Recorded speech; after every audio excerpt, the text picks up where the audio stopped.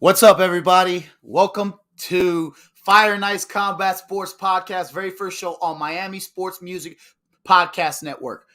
And we're glad you're all here. I see we got Mark Angelo, Cap for Life. What's up, everybody? Please, welcome. Tell everybody, share with your friends, let everybody know this is the first show, so it's probably going to be a little off the wall here, but we'll finally get it all together and keep it going. Please hit that like button, subscribe, come join us each and every Monday night from 8 to 10. We're going to be having a great show with great fighters every single Monday night, and you'll get a chance to interact with them and talk to them, and it's going to be an awesome time. Oh, we got some of our guests already on the on here turning up, so we got Chase the Weapon Walden checking in. I like that. And, yeah, man, so expect a great show. Expect a lot of great things that's coming on. And, yeah, come join us. Again, our YouTube channel, Miami Sports Music Podcast Network on YouTube. And you can check us out as well on Facebook Live throughout the stream. And, yeah, parental advisory, explicit content. This is a adult thing. So if you want your children around, that's on you. But I'm just letting you know these fighters are raw. It's going to be gritty. It's going to be in your face. They're going to tell you, what it is and what it's like. So, yeah, without further ado, let me just go ahead and bring my co-host in here tonight because y'all know him from Clockblockers, the Miami Dolphins podcast morning show here, Clockblockers on Miami Sports Music. My man, Stephen D. What's up, Stephen? What's up, baby? How are you, man? I'm good, brother. I'm glad you're here, man. Hey, man, I am super excited to be on this platform with you tonight. You're doing an amazing job already. Don't get nervous. It's okay, man. It's your first show you've ever done. Whatever mistakes that you do, they can't ever be erased. They're on the internet forever, just so you know. Yeah. Okay? Right. And it's crazy because I'm literally doing this podcast. Well, the official stuff is going on, so I have no choice. It is what it is. But so explain to everybody what they'll be looking forward to, what tonight's rundown's going to be like, and everything. Well, look, we got some great guests coming on this show tonight. So we're going to be talking about all things combat sports. I mean, not just mixed martial arts, MMA as a whole, but we're also going to be talking Muay Thai, man. We got some great Muay Thai fighters coming on. We're going to be talking boxing. We got some great boxers coming on, professional boxers. We're going to be talking bare knuckle fighting, which is taking the states by storm, coming in big. And then we got, of course, as you know, the UFC, Bellator, ONE FC, Lion Fight, so on and so forth. So, yeah, we got great fighters representing all these brands coming on tonight. We got Chase the Weapon Walden, pro Muay Thai fighters, stud, just artists. Like the guy's he's a beast. He's got a plethora of genres he's involved in, but the guy is a killer, man. And I've had some big UFC fighters coming on too. Yeah, I've had a privilege to train and spar with the guy, and he's just a beast. We got Ultimate Fighter winner Colton Smith. That's going to be a big deal. I'm excited about that. Yeah, Colton Smith is it. He's Army SF guy, just all around awesome dude. Enlisted 9 fighter. He also owns Enlisted 9, which I'm wearing today, as you can see, the Make Space Great Again shirt with the Enlisted 9 logos. And then we got they make great quality t-shirts, man. You got Super Sodiq Yusuff. I'm excited about Sadiq Yuseff. Super Sadiq. I mean, just a awesome dude, great fighter out of Team Lloyd Irvin, UFC, top ranked fighter. So yeah, we're gonna have him, and then we also have Miranda, Fear the Maverick. You gotta love Miss Miranda, Fear the Maverick. She is just an all-American badass and a badass fighter. And then we got Eaz-E, Reggie Barnett from BKFC, man, the #1 contender, getting ready to fight for the title, man. So yeah, it's gonna be a great show. That bare knuckle fighting is like taking the world by storm right now. I feel like it's rising up. Yeah, it's rising up. But there's last but not least, and I'm gonna tell you right now, this guy is an amazing boxer. Just fought a very controversial fight this past Saturday, which he won, but they gave it to the other guy, and that's Mike, the Professor Fox. So, yeah, we got some great guys coming on. Look, you got a big rundown for the first show. I was like, all right, dude, calm down. This is the first show. You can't have a million guests. He's like, dude, I got other guests lined up for other shows. We're going to be good. We're going to stack this card. And I was like, well, I like the reference to boxing and the MMA. We're gonna stack the card for the first ever podcast, so I am super excited about that. But I think the first thing I want to talk about, and I know people want to talk about, is the UFC fights that happened over the weekend. And there's definitely, I obviously want to talk about Jose Aldo and Derek Lewis, but were you able to watch any of the prelims or early prelims fights? Yeah, I watched them all, man. I mean, I got them all ready to go. Like, we could talk about, let's get into the prelims a little bit. Let's talk a little bit about the prelims. So, as you know, we had some really great fights, in the prelims. Looking at, let me just pull this up real quick. I can pull up some of this, the fight card, just to kind of go over it a little bit. But which fight are you looking at first? Because I have them all pulled up here. We're going to look at the first fight. Of the early prelims? Yes, or the that's prelims? Correct. Oh, the early prelims. So that would be Johnny Munoz? Or was that Manel Cape? Yeah, that's Johnny Munoz, yes. Munoz won that fight via RNC, rear naked choke. It was just a awesome turnaround of that fight. He dominated that fight from the beginning, but he was just really good, and he took the guy down and was able to capitalize on a nice, sweet submission. So, yeah, that was a good round fight. What are you looking at in the prelims fight? Because, look, a lot of people like UFC, but a lot of these people don't know the fighters in the beginning. So, like, I mean, a lot of these fighters because you're in the business of it. Right. But what are they looking at? Like, what do I need to be looking for in these fighters? Because, I mean, like, I want to be entertained, but I respect the sport too, and I want to know what I need to be looking for. Well, you're going to look for hungry fighters, guys that are just, getting their feet wet in the UFC, guys that are ready to just go out there and put on a show for fans. And you get some really good, exciting quality fights in the early prelims. So that's why when people say, oh, well, I don't know if I'm going to make the early prelims, you're missing out on some really good high fights, some good quality fights on there, as well as the prelims. So the prelims, these fights are what set off the main card. Mm-hmm. So, yeah, by the time you get to the main card, you're just overwhelmed with excitement for the fights. So, looking at this fight card, obviously there's always more men than women. But in the prelims fight, there was a women's flyweight, Melissa Gatto. Or Gatto. I hope I said her last name right. Gatto, she won. Yeah. She did pretty good. I liked her. She did really well, man. She won via, doctor stoppage. She just dominated her opponent, brutally. So it was good. It was a good fight to watch. It was. And then you have Miles Johns and Anderson Dos Santos. Anderson Dos Santos, I had winning that fight, but he lost. Did you see that fight? I did not get a chance to see that So Johns KO'd this dude with a brutal left hook that sent the guy flying probably about 4 feet back and dropped him. It was nasty. It was an incredible. I mean, there was all kinds of submissions and knockouts going on in the early prelims and prelims. Oh yeah, definitely. And then Manel Cape beat Ode Osborne. Yeah. With a TKO KO in the first round. Yeah, I mean, Manel Cape struggled. He didn't make weight for the fight, but I'm telling you, this guy threw a flying knee from his country that landed in this dude's jaw and knocked him clean out. So let me a big shout out to Winchester Boxing and Fitness with the thumbs up on the show. And I want to give a big shout out to also Cap for Life and Finsanity in the chat room here. I'm not trying to take over your show, man. I'm not trying to take over. No. We got. Let's see who's all on here today. Let's see. We got Abab from the morning show. I love it. We got Cap for Life. AB. Yep. AB. And then Cap for Life. Cap for Life, always love and support. Yeah, and Finsanity's on here too. Finsanity's on. Love it. We got NorCal, the Godfather. The Godfather. Yeah, with me today. Forget about it. So we got, Chase is watching. Who else we got up in here? This is awesome. All right, so we're waiting for the first guest. The first guest is going to come on in about 15 minutes. We're going over the UFC 265 card. Let's go to the prelim fights. Okay. The prelim fights, the first fight had Jessica Penne beating Carolina. I cannot pronounce her last name for the life of me. Kalowitzkiewicz. Yeah, let's just not butcher that name because I don't really want to do it either. But I will say the submission, I did catch that. It was pretty sweet. Man, Jessica Penne, since she's been back, she's looked great.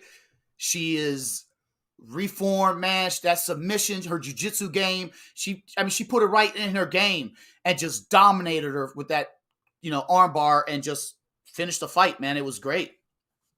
And then Alonzo Menefield and Ed Herman was the light heavyweight fight in there. Alonzo won by decision, went all 3 rounds. I think it was the first night of the fight, or the first fight that went all 3 rounds. Yeah, I'm gonna tell you, Menefield is dangerous, bro. But Ed Herman, man, shout out to Ed Herman. The guy kept coming forward. He was taking shots, and I mean, he was taking some shots, and this dude just kept coming. I mean, I think he hurt his leg at one point. Took some serious kicks. So yeah, man. Big shout out to Grindstone Athletics. They're in the building. Fantasy fan panel. Nice. That's Pete. Pete said, who would win in a fight, Tua or Mac Jones? LOL. Oh, man, Tua would. Tua would. Tua whoop his ass. That boy's Samoan. All right, so the next fight was in the bantamweight division, one of my favorite divisions in all of UFC. Murderer's row, stacked, bro. Love bantamweight division. Yeah. Vince Morales and Draco Rodriguez, and then Vince Morales won in another decision. Yeah, it was another. It was actually a split decision. That was a close fight, man. That was a really close fight. They kind of went back and forth, but again, Morales came through, finished the fight strongly, and he got the decision win. And then the prelim fight, I guess the fight of the night on the prelims, would, Rafael Fiziev versus Bobby Green in the lightweight division. What did you think about that? Hey, man, I love Bobby Green. I had Bobby Green winning that fight. And, Fiziev won it via unanimous decision. But, yeah, it was a good fight. They went back and forth. You could tell Bobby Green finally started turning it up in the 3rd round, but it was just a little too late. And so they gave the decision to Fiziev. I can't pronounce this guy's name. Fiziev. I can't pronounce his name either. But now we go on to the fight card, the main event card. And before we get to the 2 big fights, let's talk about in the bantamweight division, Song Yadong fought Casey Kenny. And I think Song probably, put it etched in stone that he's ready to fight some higher ranked guys in that division. Yeah, man. Sonya Dog, that dude's a dog, man. I mean, he's a dog. He won that fight solidly. I mean, he just landed the better shots, the more power shots. So, the guy's just, these Chinese guys, they come in here and they fight, bro. They just walk forward and punch and kick you to death. And it's good to see him down there. So.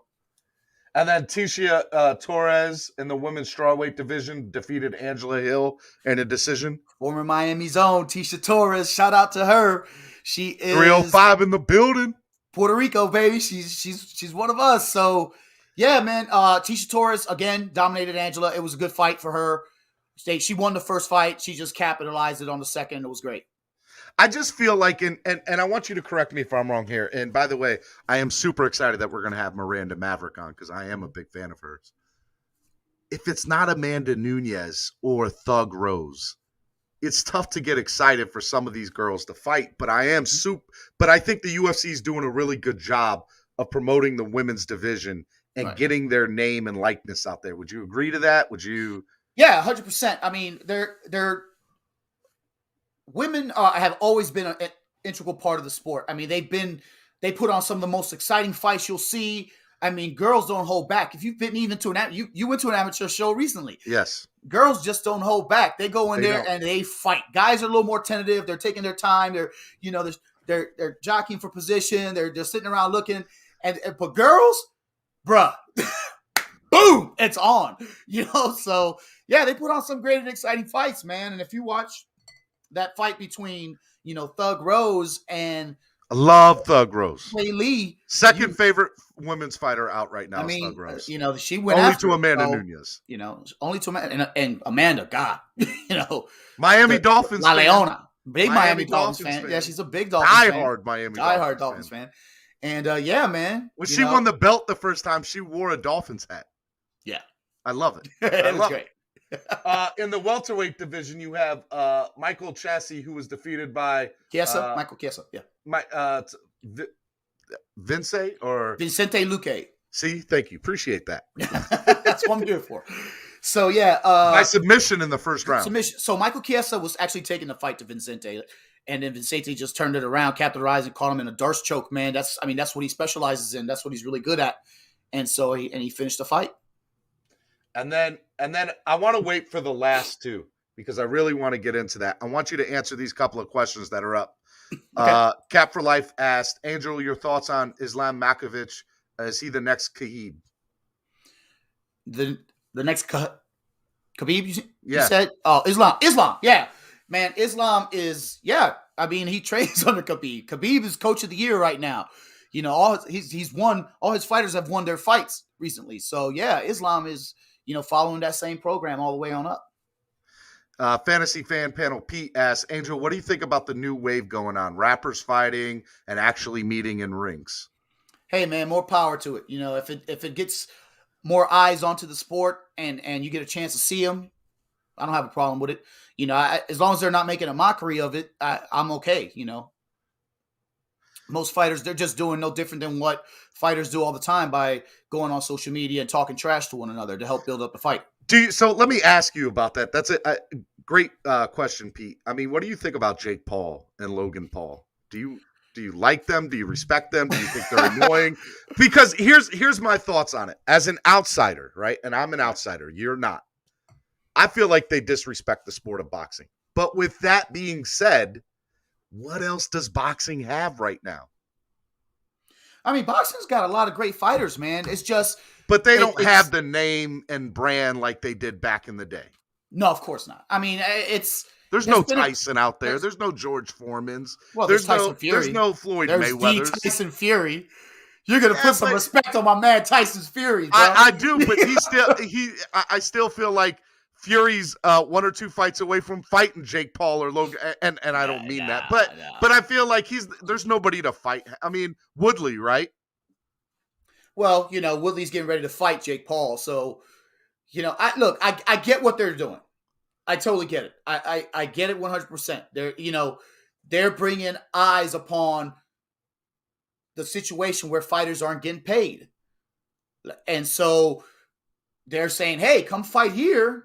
You make this much money." Kind of shows the world, hey, that you can make money doing this, and so of course these fighters are going to take a quick payday. Especially if they haven't been paid. Is it fair to those who trained hard and not getting famous getting peanuts? No, it's not fair. But nothing in this world is. Let's be honest. Nothing in this world is. You got to fight for what you believe in and what you want. So you got to go out there and get it. You got to hustle. You got to, train. You got to fight. Winchester Boxing and Fitness said exactly. AB said Valentina Shevchenko. Man, you better put she's some respect awesome on her name. I tell you, there are some her. women in here. That's the ballerina, baby.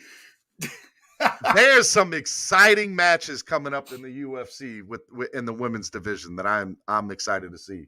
All right, let's go to the final two fights of UFC 265. Jose Aldo, still being a main draw and attraction on a card, defeats Pedro Munez in the co-main event in the bantamweight division. What does that say for Jose Aldo? Bro, how do you not? You got this man. I'm telling you, it's like he's refound the fountain of youth. Jose Aldo looked like the old Jose Aldo. Jose Aldo went out there and just put on a performance. He did. He looked like the old one, bro, and just and won. But does that say more about Aldo or more about Munoz? Well, Munoz is a scrappy guy. I mean, he went there up against, probably one of the greatest bantamweights at the time. So, I mean, Jose Aldo is, but all shots, I mean, he went the distance with Jose. But Jose, man, started putting on, he put on just outstanding performance that night. Definitely. The best we've seen Jose Aldo in a couple years. 3 years, 4 years. Easy. Yeah. Easy. Yeah. All right. I got to talk about it. I feel like the last two main events in the UFC, the guy I rooted for has lost. I rooted for Conor. He was done. And I rooted for Derek Lewis, and he got. Why did Derek lose, man? Explain to me why he lost. Was he just not ready? I mean, I think Derek Lewis got in his own head, to be perfectly honest with you. Just my opinion. I don't see any other reason that he would have lost except for that. Yeah, I mean, he got in his own head.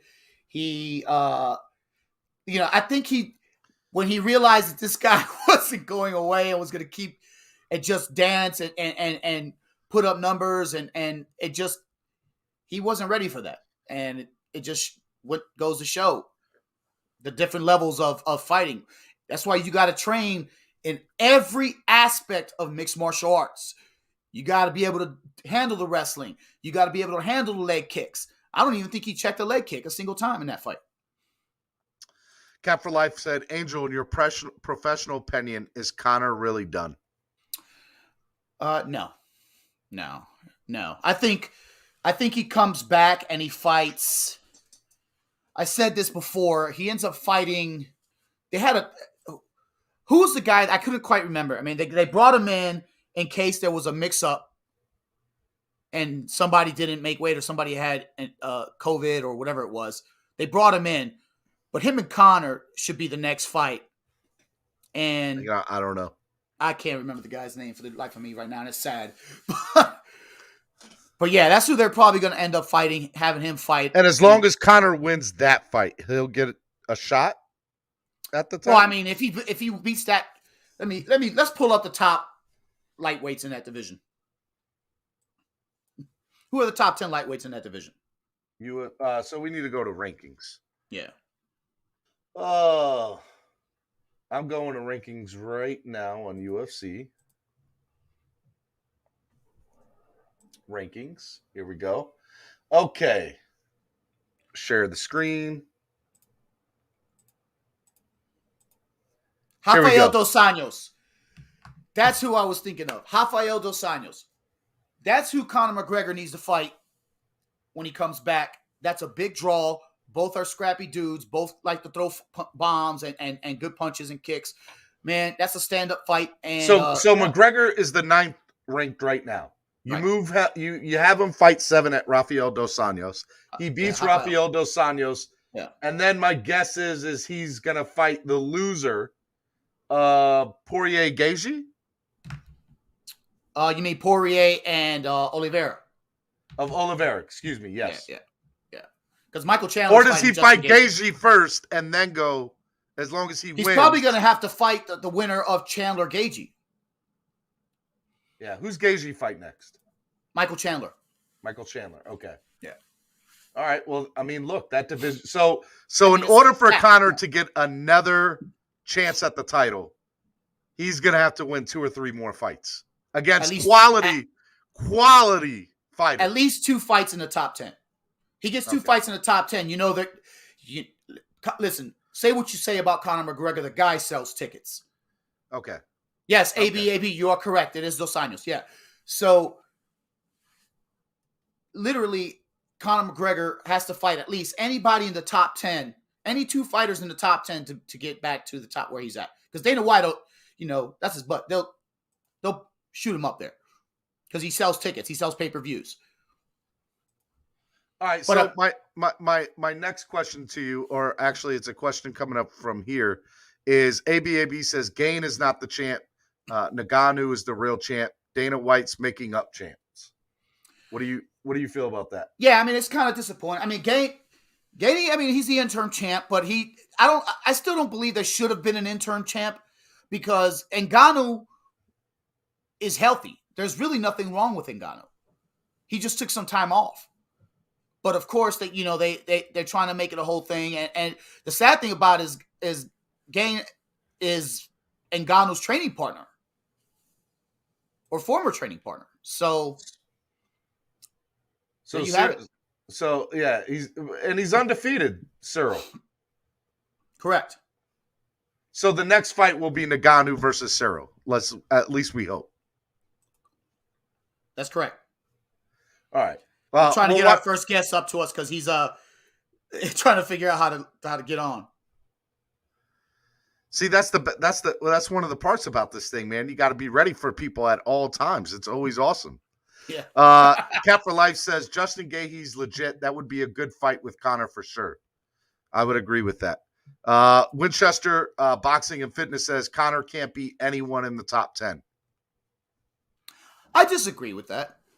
I mean, Conor McGregor's still dangerous. He's still dangerous. He just, has to get out of his own head and get back to the old Conor where he's training and eating, sleeping, shitting combat sports. That's what he has to do instead of rolling around driving in a Bentley and partying with people. He needs to focus. Cap for Life says Stipe versus Jones. Stipe versus Jones. That's a fight that they've talked about.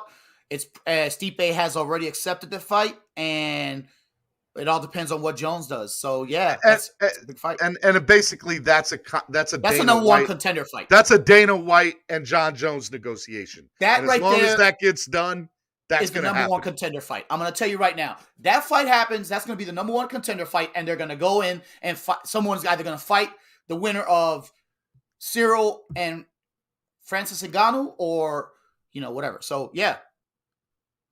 Look, man, I would love to see John Jones in the ring again. I happen to get a chance. So I live up in the Maryland area, and Angel knows this because we went to the same fight together.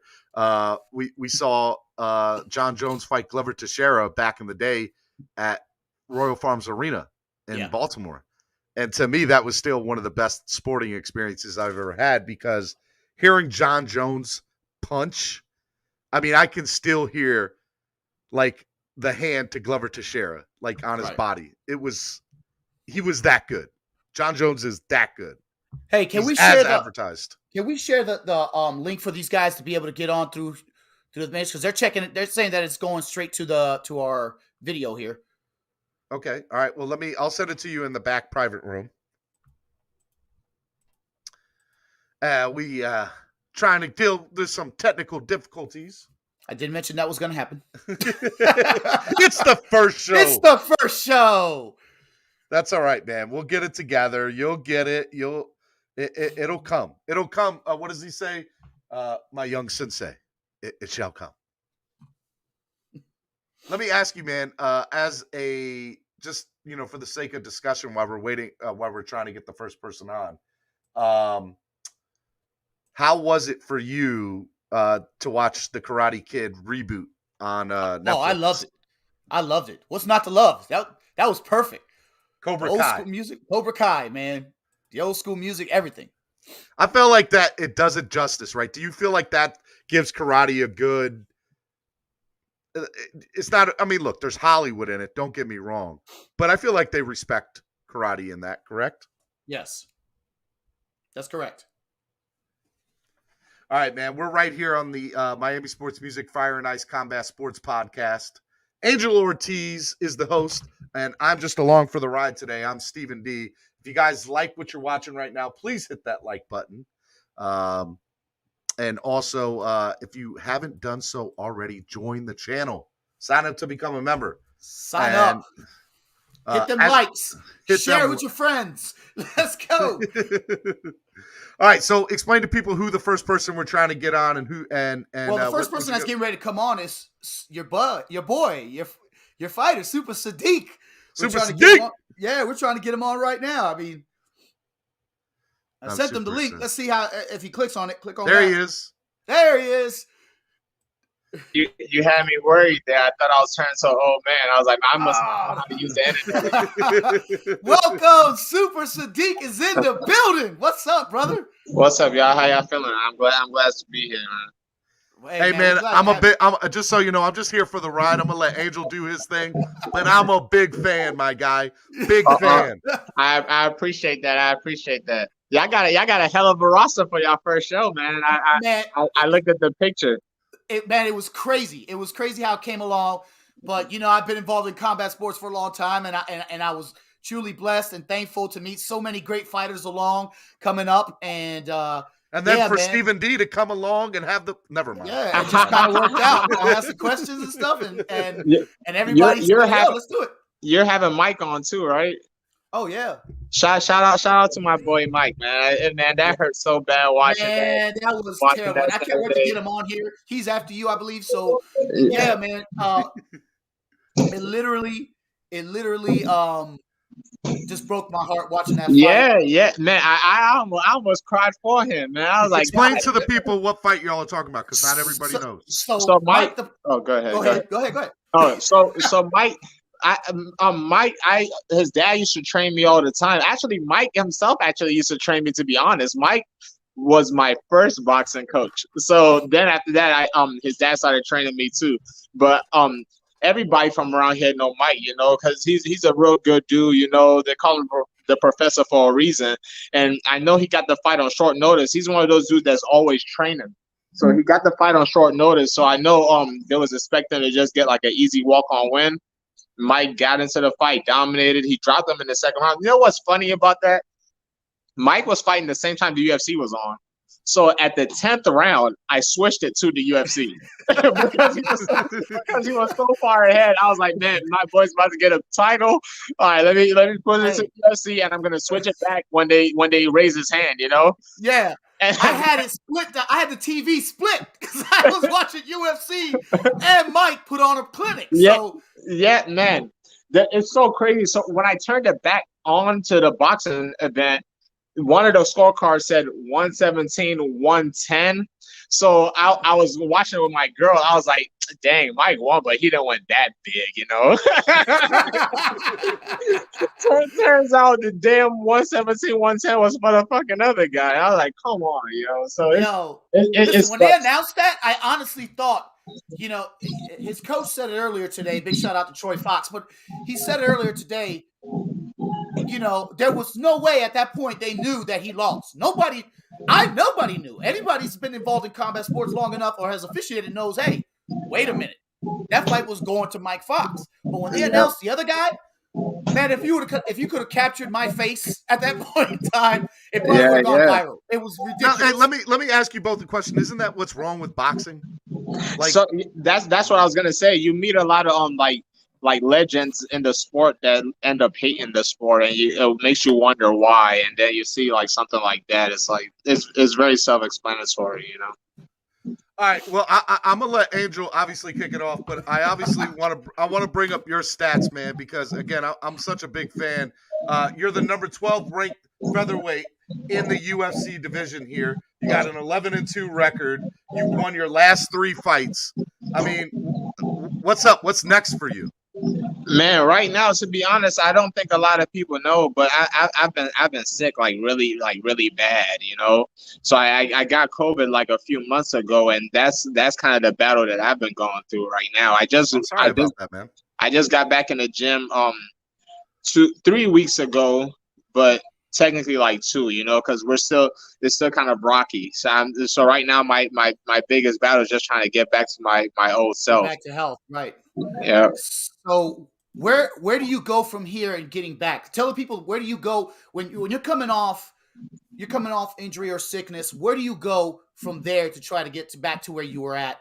Man, I'm not gonna lie to you. You know, if this was like a regular like injury, I would have a better path line, like a guy way to tell you. But there's so much guesswork going on with this stuff, you know. And I hate to be one of the test runners that's going through this stuff, but it is what it is. I'm happy that you know, I didn't lose my life. You know, I'm no longer having a hard time with regular day-to-day stuff. Yeah, it's just it's just kind of training to get back to being an elite athlete, you know. So like I said, every week is getting better. The 3 weeks I've been back, each week is progressively getting better. But I'm not rushing anything, you know. I'm definitely not gonna take a fight when I know I'm not 100%.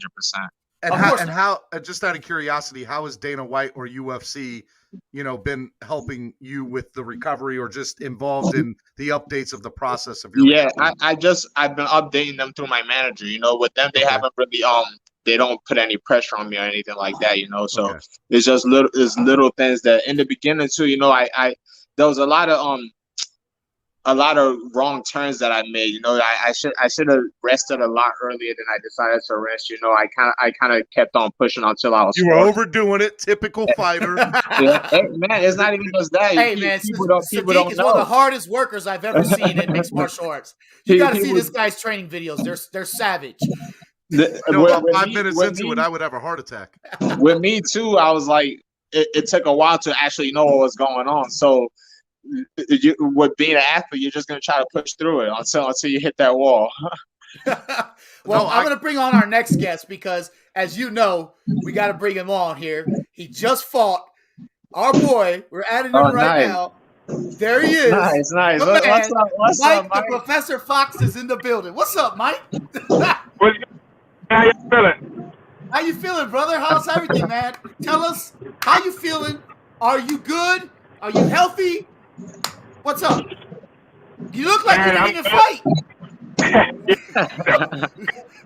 I'm healthy. You know, face to speak, 36 minutes.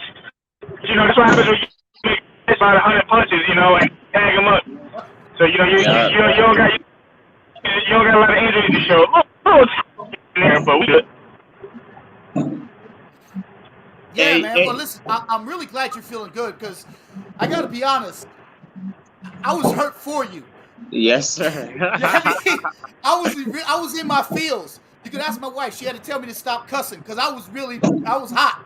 So it was really upsetting to see that decision not go your way, and you holding that title because it's just truly disappointing, man. Especially the fact that you took that fight last second. So wow. Yeah. Look, I mean, I can't take it a minute, but people don't know. Like you can just sit around, waiting until training camp to start training. I was already I was helping grab my teammates, get ready for everybody. So I was like I'm coming off the couch, and you know I thought I boxed up. I gave him a message to class, and you know. I guess they didn't understand what they was looking at. Yeah, man. Hey, Angel, you want to know something funny? What's up? So a while back, one of my teammates had a loss, and when he lost, I'm like, I'm a tough guy, but sometimes I can get a little emotional, right? Right. So one of my teammates lost. Man, I was feeling it. I was crying, and Mike's dad called me at that time. And then he always makes fun of me for crying about one of my teammates losing.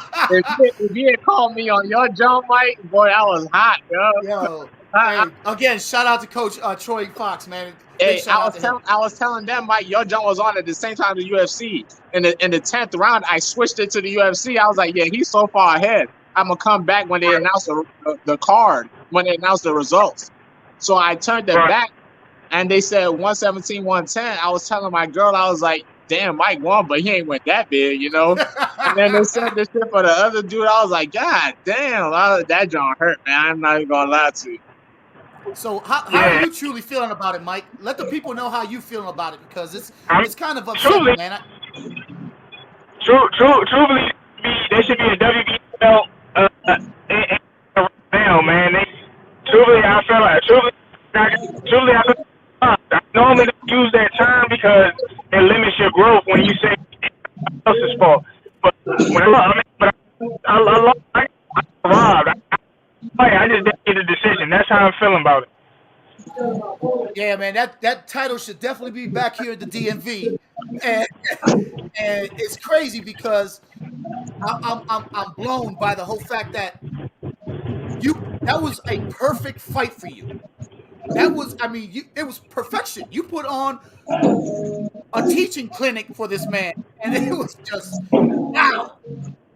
I'm still like wow.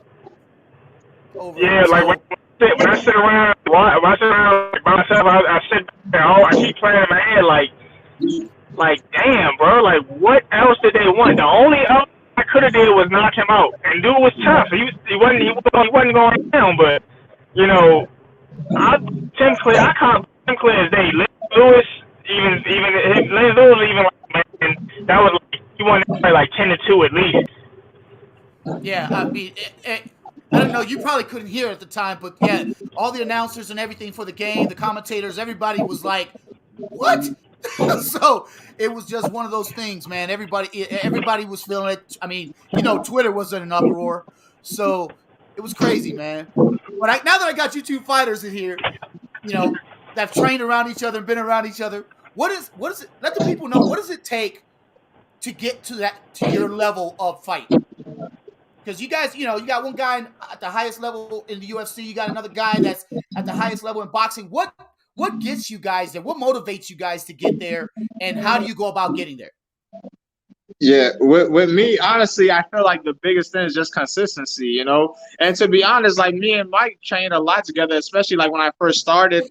So it's not that much different. Like his is just prioritizing only boxing, and mine is a little bit more split up. But the biggest thing I can say for me is consistency. I've seen a lot of people come and go, and this, to be honest, the hardest part of what I think my journey was never training, And if this is something you want to do, the training is never gonna be the hardest part. The hardest part is gonna be the things that revolve around it, like not making money, like not being able to hang out and do all these certain stuff. So the biggest challenge is definitely gonna be consistency. What about you, Mike? Yeah, I mean, I can agree. I can agree to that totally. I can agree to that totally. It's consistency because starting out with fighting MMA or boxing, people think that you're just getting money out here. That is not the case. That's not the case at all. Like my fight was $500, like $500, and I still, I threw my coach the money and everything. So I got everything I got off of this. I got off of like pure hard work. I stayed and I stayed. Anything I did, cutting hair or training clients, I did. It was all based around boxing. Nothing came before it, but people, and people gonna tell you like, man, this seems like it's taking a long time, man. Like, what else you doing? Are you doing something else? Yeah, I'm doing something else, but I'm staying to it.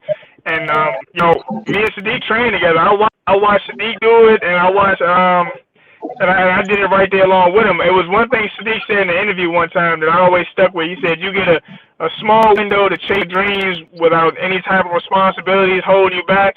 He said, so when you got that time, you got to do it. After I heard that, I took that and I ran with it. I ran with it for like since up to now. It's still something I keep in my mind. That interview he had. Man, that's awesome, man. Again, people, the common folk, they come in and they see fighters and they think, oh, well, these guys get money and all this stuff and it's great and they can train full time and do all this stuff. They don't know what else goes involved into that. It takes a lot. It takes a lot. Yeah, I mean, you got fighters working a couple jobs while they're training 12 hours, 8 hours, 12 hours in a day, and it's crazy. You get very little sleep and you're training running 2 a days, 3 a days, and you out there, especially when you get to y'all's level, it gets even worse. So explain that, please. Give us one. The craziest thing, I won't lie to you, from going amateur to pro, that $500, $700, $800, that's like you get happy. You're like, oh man, I'm making some money, Yeah. Especially when you're young. But then when you start getting older, you start getting some responsibilities, It's like all right, man, we have to make a little bit more. Luckily, like everything I work for started coming into fruition with my age too, So I appreciate a lot of stuff that I've gotten from fighting too, It's rough, but man, it's like it's very satisfying too, It's very satisfying. Like nothing beats that feeling of like after a fight getting the win. And honestly, I've had 2 losses, and it's a little crushing. But when you get back to like your family and your teammates and people that understand, it's not that bad, because you put in the work. As long as you put in the work to get to where you need to go, there's nothing to hang your head on, And when you do get those wins, it's such a powerful feeling, man. And it provides, especially someone like me, it gives me the opportunity to change a lot of people's lives. Like I still got a lot of family back home, and the family that I have here too. Every single time I have a good performance is like a big chunk in their pocket. Shout out to your family, man. We know you're a big family man. Shout out to your mom. She's a big supporter of you. Oh, yeah. I want 100%. Let me ask a follow-up question to that, because, that's a big thing in the UF and fans, right? I'm an average fan. I don't know what you guys do on a day in, day out basis, but the number one thing that is discussed, that a lot of fans discuss, is the pay that fighters get from boxing to the UFC, preferably Dana White paying to what the boxers make on the pay-per-views. So, I don't want to put you on the spot. I don't want to get you guys in trouble or anything. But what I do want to ask is, from a standpoint of, do you think negotiations are fair in the professional ranks compared to the lower professional ranks? What in the lower professional ranks? Hey, look, I gotta say this about it. No. Go ahead, Mike. Oh, look, I'll say this about it. I'll tell you what. One of our biggest stars in boxing is Earl Spence. He's about to fight on a pay-per-view. He's probably taking home about like 8 figures at least.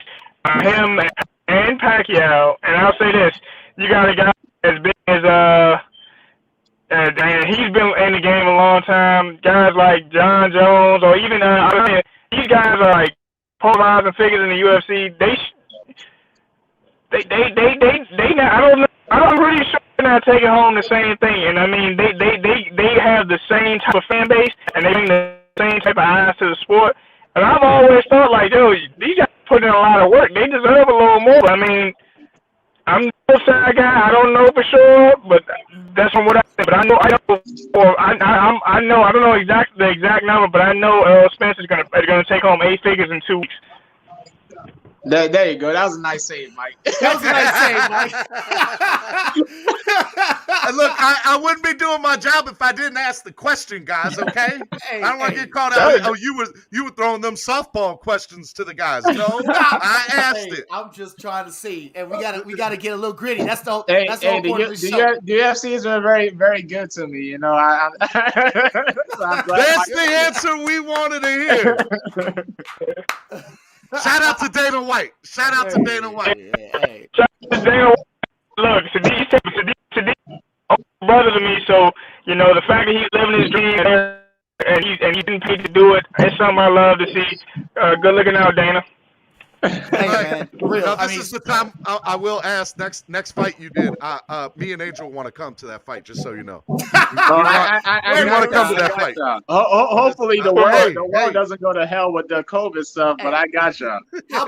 How about I just drive up to Camp Springs, Maryland, and see you train safely. So there you go. That's what we do. So I mean, shout out to Team Lloyd Irvin and all those guys over there, man. I know Tayfon's watching. Tayfon, I know you watching. We gotta get you on the show, buddy.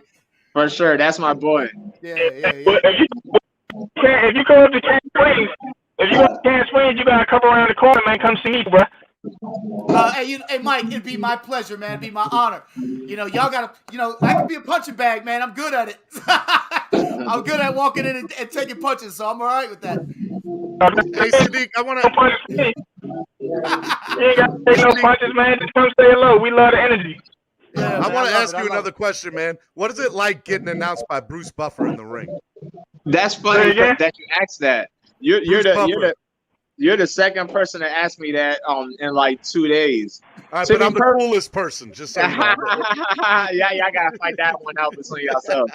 But to be perfectly honest, my name announcement. So when I'm walking in the ring, I'm hyping myself up so much, By the time I get to the ring, the dude announcing my name, I never remember that part of the fight. Come on, not Bruce. I'm dead serious. Because between me walking in the ring and the referee saying start the fight, it feels like an hour, man. I'm trying to tell you, like that. That's the part that feels like the longest, like in the whole journey. So it never really. I never taken the time to soak it in. Soak it in. Yeah. But just realize it's Bruce Buffer. It's time. Yeah. But you know what's behind Bruce Buffer? The guy that he's getting ready to punch in the face. Take your head off. That's what's right behind Bruce Buffer, So next time I watch a fight, I'll be like, all right, I'm getting more enjoyment. I'll be the first one to tell you, these fighters ain't paying attention. These fighters ain't paying attention to what Bruce Buffer, Michael Buffer, or any other Buffer is saying. These dudes is ready to take each other's heads off, bro. Exactly. So do you care what walk-up music you have? Yeah, I do. I always I mean, walk out to you Kanye hear West house. the music, but sometimes if you What'd you say, Mike? I was saying, like, if you like, sometimes when you lay it to focus, your workout music, the workout music in the background, like, you don't even really hear it.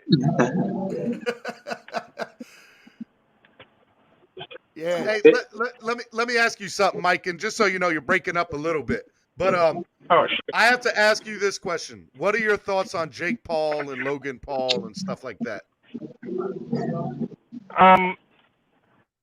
Let's get the boxer's perspective, and then we'll get the Mike's about to hate. You can tell Mike's about to hate. Go ahead. Hey, Mike, speak your mind. This show is hey, this is a safe space. It's only out on the internet forever. Okay, only forever. Advisory, explicit lyrics. I'm gonna say is this: if you gonna call yourself a boxer, you gotta fight boxers. You ain't fight the top guys, but just fight some boxers, bro.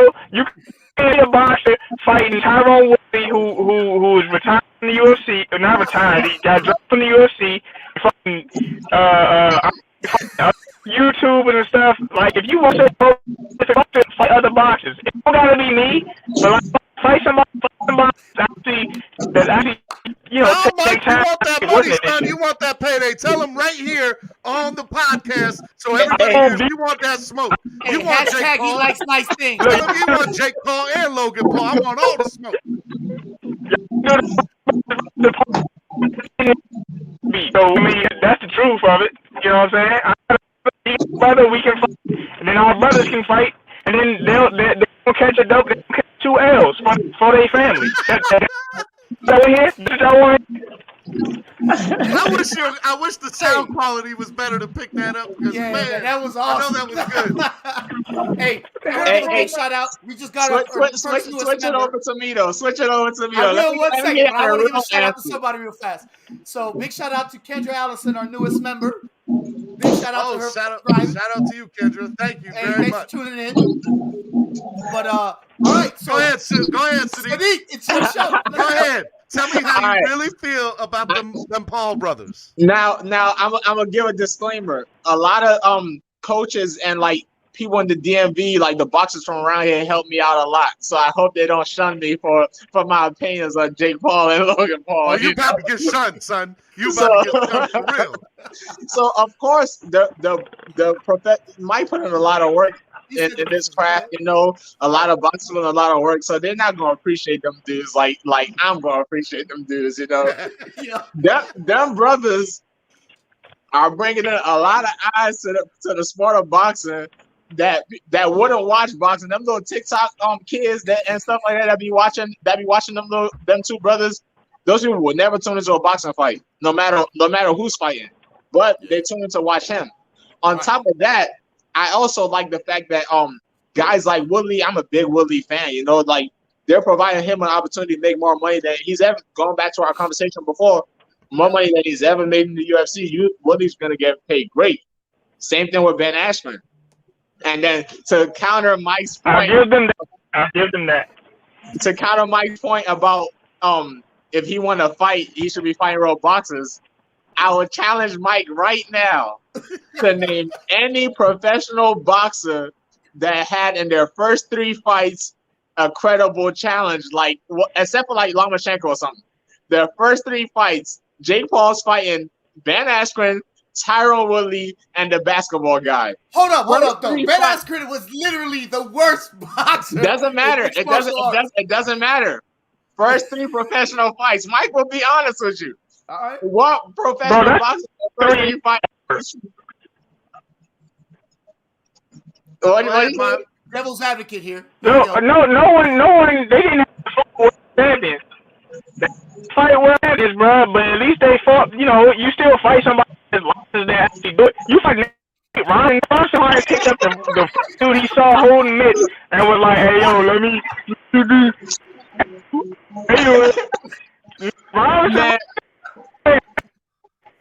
Mike, we need better audio audio from you, man. I can't hear nothing you're saying. Man, all the best things he said, I'm missing. I heard him. He was saying like Nate Robinson's like a basketball player and all that. But man, he knows. Mike knows because Mike's been around. Mike's been around. Your first 3 fights in boxing, them dudes ain't fighting real people either. So it don't matter if they box or not. I guarantee this. I think Willie will beat a lot of the people that professional boxers fight in the first 3 fights. So that's a incredible challenge. Willie, even Ben Askren, he don't got no hands, but he's still a good athlete. He's a decent athlete. And then the basketball guy can't speak for him.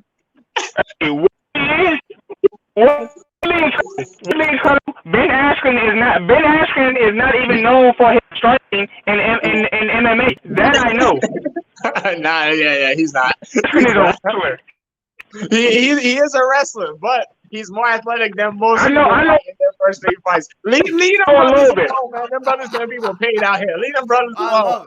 Hey man, they bring in. I get what, like I mentioned earlier in the show, I get what they're doing. All right, they're bringing a light to fighters getting more pay.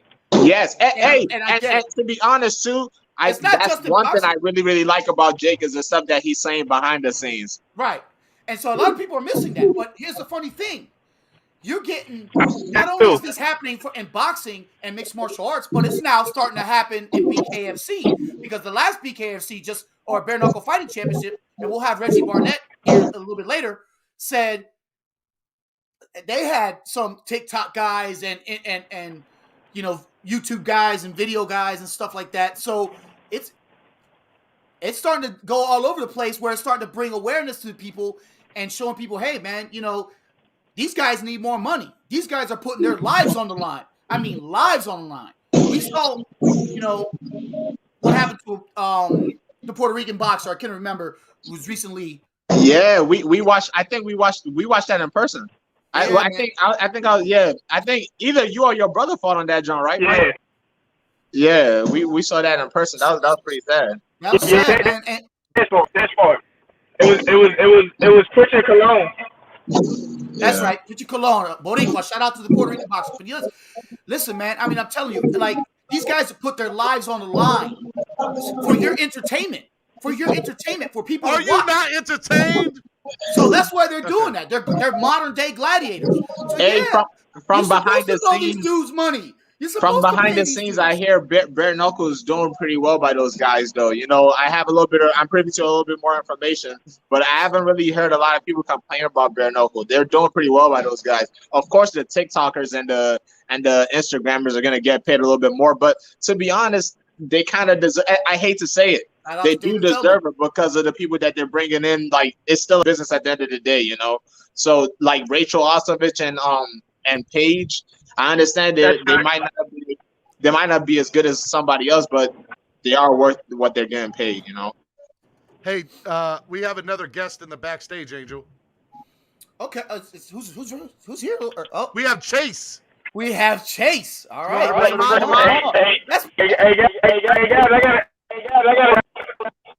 Be good, Mike. Hey, Mike, man. I appreciate you, brother. Look forward to your next fight, man. Wish you all the best. Same for me too. Practice is about to start. Yeah. All right, man. Sadiq, glad you can make it, man. Thanks, brother. Thanks for coming on, brother. Hey, thank you guys for having. All right. Angel, what's up, man? Here we go. We got Chase the Weapon Walden in the building, everybody. What's going on, baby? Shout out, Big Chase. What's up, brother? I'm happy to be here, man. Thank you guys for having me on today. Glad to have you. So I got to start off. What's going on with you? What's the latest and greatest? Tell us, my man. What's next? Man, what's not going on? I got a lot of stuff going on, man. We founded Grindstone Athletics about 2 years and 7 months ago, and we did not predict to be going through a global pandemic in our first 2.5 years of business. So the past year and a half, however long this thing's been going on, Grindstone's been my number one priority, making sure the doors stay open, make sure my members are safe, making sure that my athletes and my competitors have fights and competitions to be at, whether it be in grappling, strongman powerlifting, whether it be in Muay Thai, kickboxing, it doesn't matter. As long as my guys can stay active, my guys have a reason to keep coming to the gym through all this bullshit, as I say, bullshit, through all this pandemic and the crap we have to go through with it. Making sure that my guys had short-term goals was really important. You can cuss up here, buddy. You can speak your mind, bro. Well, then we're about to have a real good show, boys. A real good show. So for the people that don't know, Grindstone Athletics is your gym, correct? That's yes. Grindstone Athletics is here in Virginia Beach, Virginia. We are Virginia Beach's niche gym. We have all the elements of MMA, but we really focus on each part of that, really. So we put a big focus on Muay Thai and kickboxing specifically. Where in Virginia Beach are you? I was born in Portsmouth. Oh, really? So we're like a quarter mile off the Witch Duck exit, man. Right here in like Central Virginia Beach, a mile from town center, man. I know exactly where you're at. Right on, man. Right on. That's awesome. So let me ask you, Chase. When you're running a gym, what is the number one thing that people don't comprehend that is like your biggest obstacle? Because gyms, I believe, are everywhere now. Like you go to New York City, you see a million gyms. You go to any big name city, you're seeing a million MMA, boxing, whatever gyms. What's the biggest hurdle or obstacle or biggest misconception that people have when you run your own gym? I don't know if misconception is the correct term for it. Like you said, there are a million gyms nowadays. You can pick any one you want to go to. You can throw a stone and hit the next one from the gym that you're at. You know what I mean? But what I would say the biggest focal point for us, the biggest standout for us is the culture of our gym. And I think that's what's most important. I've been in gyms all around the world, all different countries, all over the place. And the ones that I remember the most are the ones that really just seem to be authentically who they were. Like the culture of that gym, when you go in there, you feel a certain vibe to it. You have a certain smell in the air. You have a certain feeling that when you left there, you're like, damn, I want to go back there. Like, you know, every gym's got bags, every gym's got pads, every gym's got weights. But what is it about those gyms that you get attracted back to? And the answer is the culture that you create for your clients, fighters, and students. And for us, the culture of our gym is the most important aspect. That's awesome, man. That's awesome. So, quick question: So you've been focusing on your gym and focusing on your fighters and all that stuff, and that always makes for a great coach and stuff like that. But do you have time for yourself to train at all as of late, or you I don't have time for myself for anything, which you got to make the time for it, man. If this show is really about the nitty gritty and y'all want to know the real fucking life facts, this is what a day in the life for me looks like. I work 14-hour days. I'm a brand new business owner in the middle of a global pandemic. I'm a professional Muay Thai fighter trying to peak out in his career right now. And I also have to work full time outside of my gym. It's a fucking tough day. 3-4 days out of the week are 14-hour days. No questions asked about it. From getting up at 6 a.m. to going running to getting my work before I have to go to work for myself. And then getting off for work, getting to the gym, running a business. And by that time, 7:30, 8:30 at night, working out with my fighters and getting trained myself. Shit's a full-time gig, man. You know what I mean? Now doing interviews, man. And tell people how many times you do this per week. Like, that people don't know. What it per week? takes. Yeah. So full disclosure, man, I work construction 3 days out of the week. So those go full days where I wake up at 6 and I don't get home till 9:30 at night. And then within that, there's usually about 3 workouts and 2 different jobs that I have to do, whether it be construction or whether it be running things here at my gym. That's 3 days out of my week, no doubt about it. And that's not even setting apart the time that I have to set apart for my fighters as well. So it's a full-time. Anybody who's done this knows what it's all about. You know what I mean? It's not just something that you do. It hence the name Grindstone, brother. It's a lifestyle, man. You know what I mean? It's something that you got to commit to. Pun was intended. Pun was intended there. Can't help it. Can't help it, man. But do you still have aspirations as far as fighting's concerned? You still have aspirations? Yeah, I was just on the phone with my manager 2 days ago, man, working out some details for potential events coming up real soon. I'm currently contracted with Lion Fight Promotions, which is the largest Muay Thai event here in America, the most prestigious event that we have. So I'm extremely proud to be on their roster and extremely proud to represent that company and what it means to be on that roster here in America, you know, because I'll be honest with you, if I wanted to make a whole lot of money, I wouldn't be a Muay Thai fighter. You know, we're talking about one of the most unpopular sports in this one of the most popular sports around the world. But when it comes to America, people think Muay Thai is a drink. Because it's insane, isn't it? Yeah, it's insane because if anybody knows anything about Muay Thai, it is one of the most brutal sports you could watch, and it is awesome. It's nonstop action. These guys, I mean, they call it the art of the eight limbs for a reason. You're getting elbowed, knee, punched, kicked. I mean, dude, yeah, man, I've met, you know, training throughout the years, you meet a million guys, you know, at the time, the higher you grow in your career, the higher level guys are around you. And I've met legitimate UFC fighters who are like, oh, Muay Thai. Nah, fuck that, bro. I'm good. But you know, it just hasn't quite caught on here in America the way we would hope it has. The expansion of Glory Kickboxing, Cowboy Fight Series is doing a great job. Obviously, Lion Fight being at the top is doing a great job for awareness here in America. But it is a huge sport all around the world, just like soccer. So whereas you might not fight in front of 500 people here, you can fight in front of 100,000 people in Japan. You can go to Thailand and fight in front of 10, 15,000 people. No questions asked. Tell people what that's like, man. Tell people what the difference is between fighting here in the U.S. and Thai fights and fighting overseas in Thai fights. Here it's pretty cool. I mean, it's obviously pretty cool. It's why I do it. But people kind of get it and they want to support you. Your friends want to come out and people want to download an app and watch your fight. But when you fight overseas, you're fighting on the international circuit, things are a little more serious. You know what I mean? When those guys go to a world championships and it's a pro-am event, they're bringing home that world title and they're getting better government stipends. They're getting better pay. They're getting more recognition. They're living a better life. So they're fighting for something a little more than bragging rights like we are here in America, for most of us at least. Right. So when you fight overseas, man, you know, whether it be in Europe or Thailand or anywhere, they're fighting for a little more of a purpose. It's a little more of a serious sport for them because culturally it's understood and it's again just more popular in those countries. Fighting in Thailand is always really cool. I always enjoy that. It's always nice. I fought over there 3 times. One time I fought outdoors right outside of a mall for Mobilecom Productions, which was pretty cool. MBK Fight Night. And that was fucking tight because I heard say like, oh, are you entertained? You're outside and there's all the subways going over and then people just crowd these balconies and look down from the subway. So you've got people below you from down on the ring, people above you. So there's nowhere you don't look where people aren't watching you and you're not in the spotlight. My last fight in Thailand was for Super Muay Thai, which is now Super Champ. And that was pretty tight because that was at a television production studio. So like you walk in and there's just these giant doors and there's Studio 1, Studio 2, Studio 3, whatever. So like if you were in Studio 2 with Super Muay Thai, legitimately Studio 3 right next to it, they're filming Thailand's Got Talent.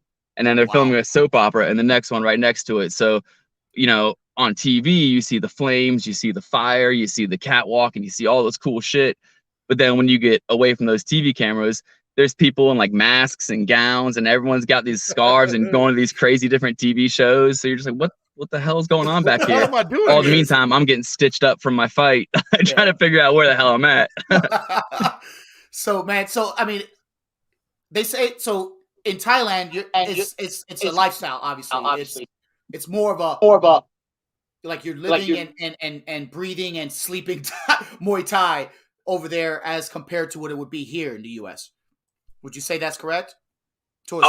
Yeah, that's absolutely correct. It's easy for us to go over there for 6 weeks at a time, 4 weeks at a time, and have like a little training holiday or training vacation, which is what it is because it's passionate.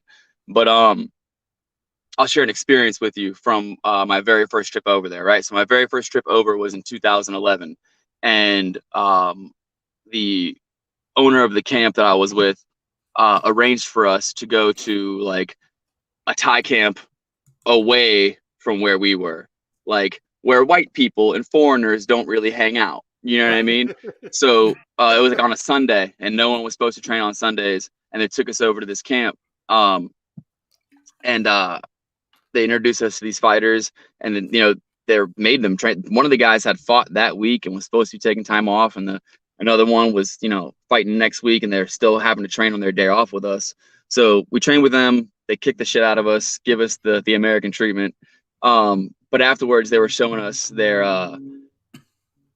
their quarters where they live and everything, which was there at the camp. And the guy that I was training with specifically, I think I was 21 at the time, and he was like 18 years old, brought me up to his room and he showed me the mats that he slept on. And I remember I stood there staring at it, because I shit you not, he was sleeping on a pad that thick with the same Ninja Turtles sheets that I had when I was a child. Wow. Dude, it was wild, bro. A real eye-opening moment for me. It brings you down to earth real quick.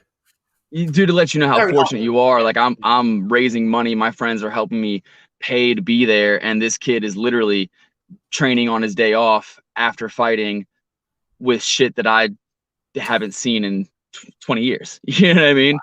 Wow. I remember after I saw that, and whether it was like a smart idea for me to do this, or if it was just one of those mental toughness things, I got back stateside and I threw my bed away. Wow. Immediately. Like, I got home and I was like, fuck this bed. If this kid just kicked the shit out of me, embarrassed me, beat the hell out of me, I had nothing to offer that guy, and he sleeps on these sheets, on this mat, and this smelly, humid concrete building, what do I deserve this bed for? And my girlfriend at the time fucking did not like that. It was very difficult to convince her to come back to my place at any given time. But for months, I slept on the floor with a very thin mat. And, you know, I went through the back aches and the hip aches. And it took like a friend of mine who was an athlete being like, hey, dude, like, this is dope idea, but you can afford to sleep on a bed. Yeah. That kid can't, even if he wanted to. Right. So maybe it's time to get back on a bed, you know? In your I want to explore this a little bit. In your mind, you couldn't fathom. Let me rephrase this. In your mind, you couldn't possibly be like, if this guy's going to do it and he's a better fighter than me, if I can do it too, because I want to be just as good a fighter, if not better. Is that where that came from? The want to be a better fighter, or, you know, to be elite? Yes. So the desire is always to be elite and is to always be a better fighter. And again, I'm 34 years old. I was 21 at the time, a little bit younger, a little more impressionable, a little more full of piss and vinegar. You know what I mean? So it was one of those things. Among other things, right? Right. It was one of those things where at the time, for my mental state and my mental game, that, all right, I've trained in this country with these guys.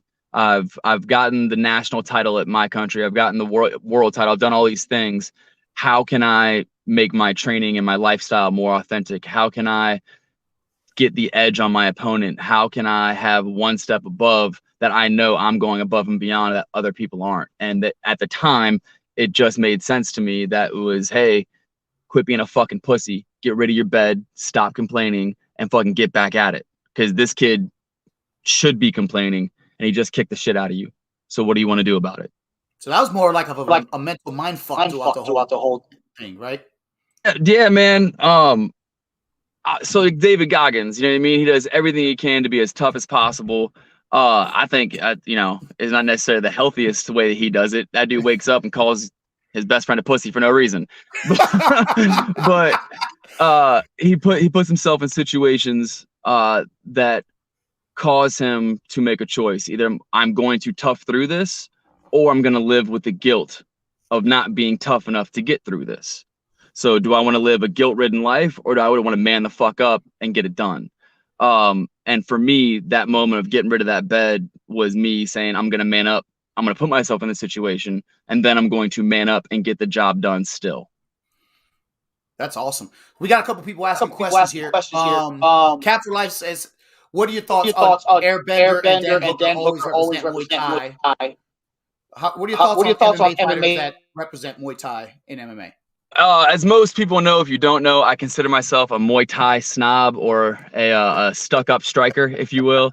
I do enjoy some MMA fights. I am not the biggest fan of MMA. But when you got dudes like Stylebender specifically, man, that guy, he calls his shots. He does what he wants. And he doesn't talk the shit. He says what's going to happen, and he makes it happen. You know what I mean? Jose Aldo is another guy that really brought striking to the table, that you just watch him fight and it doesn't matter what happens. He doesn't care if he gets taken down. So he fights that way. You know what I mean? So he's not striking to kind of like peck and poke and be careful. Motherfucker, take me down. I dare you. Bah, bah, bah, bah, bah. Yeah. It's really something else. I'm not big on the shit talk, but I'll tell you who's dope is Sean O'Malley. Sugar Sean's my tight. guy. Oh, my favorite fighter. He is my favorite fighter. Dude, I genuinely, I saw the guy and I was like, yo, look at this Tekashi 6'9" looking motherfucker. You know, and then I took the time to watch him fight and I was like, the last guy he fought. Fuck, I'm mad that guy took it to the face. Oh man. Did we lose him? Oh, we did. We lose him? We lost him.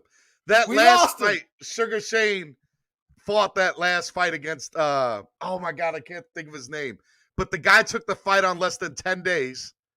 And I have never in my life seen a fighter take that many hits to the face and still stand. And the fight didn't get called till about 20 seconds left in the fight.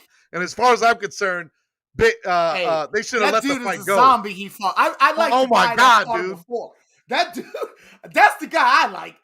The guy that kept coming forward was crazy and kept coming forward, stalking that dude, man, stalking Sugar Sean O'Malley, man. So I mean, I'm looking at Sugar Sean. I'm thinking he's like, okay, he might be like the next Conor McGregor, but then I see him hanging out with Tekashi 6'9", and I'm like, oh. And I know that's your boy. I mean, I get it. Not Tekashi, but Sugar Sean is my boy. I love watching him. I love watching him. Chase is trying to get back on. Guys, if you like the content right now, hit the like button. We have a few more fighters that are coming on here in a little bit, right, Angel? That's correct. So we're going to keep going tonight. We have about another hour and a half to go. We have about four more guests. We got a long we got several guests left. We got 4 more guests, man. This is a big show. This is the mega show. This is the premiere, baby. Super Sadiq.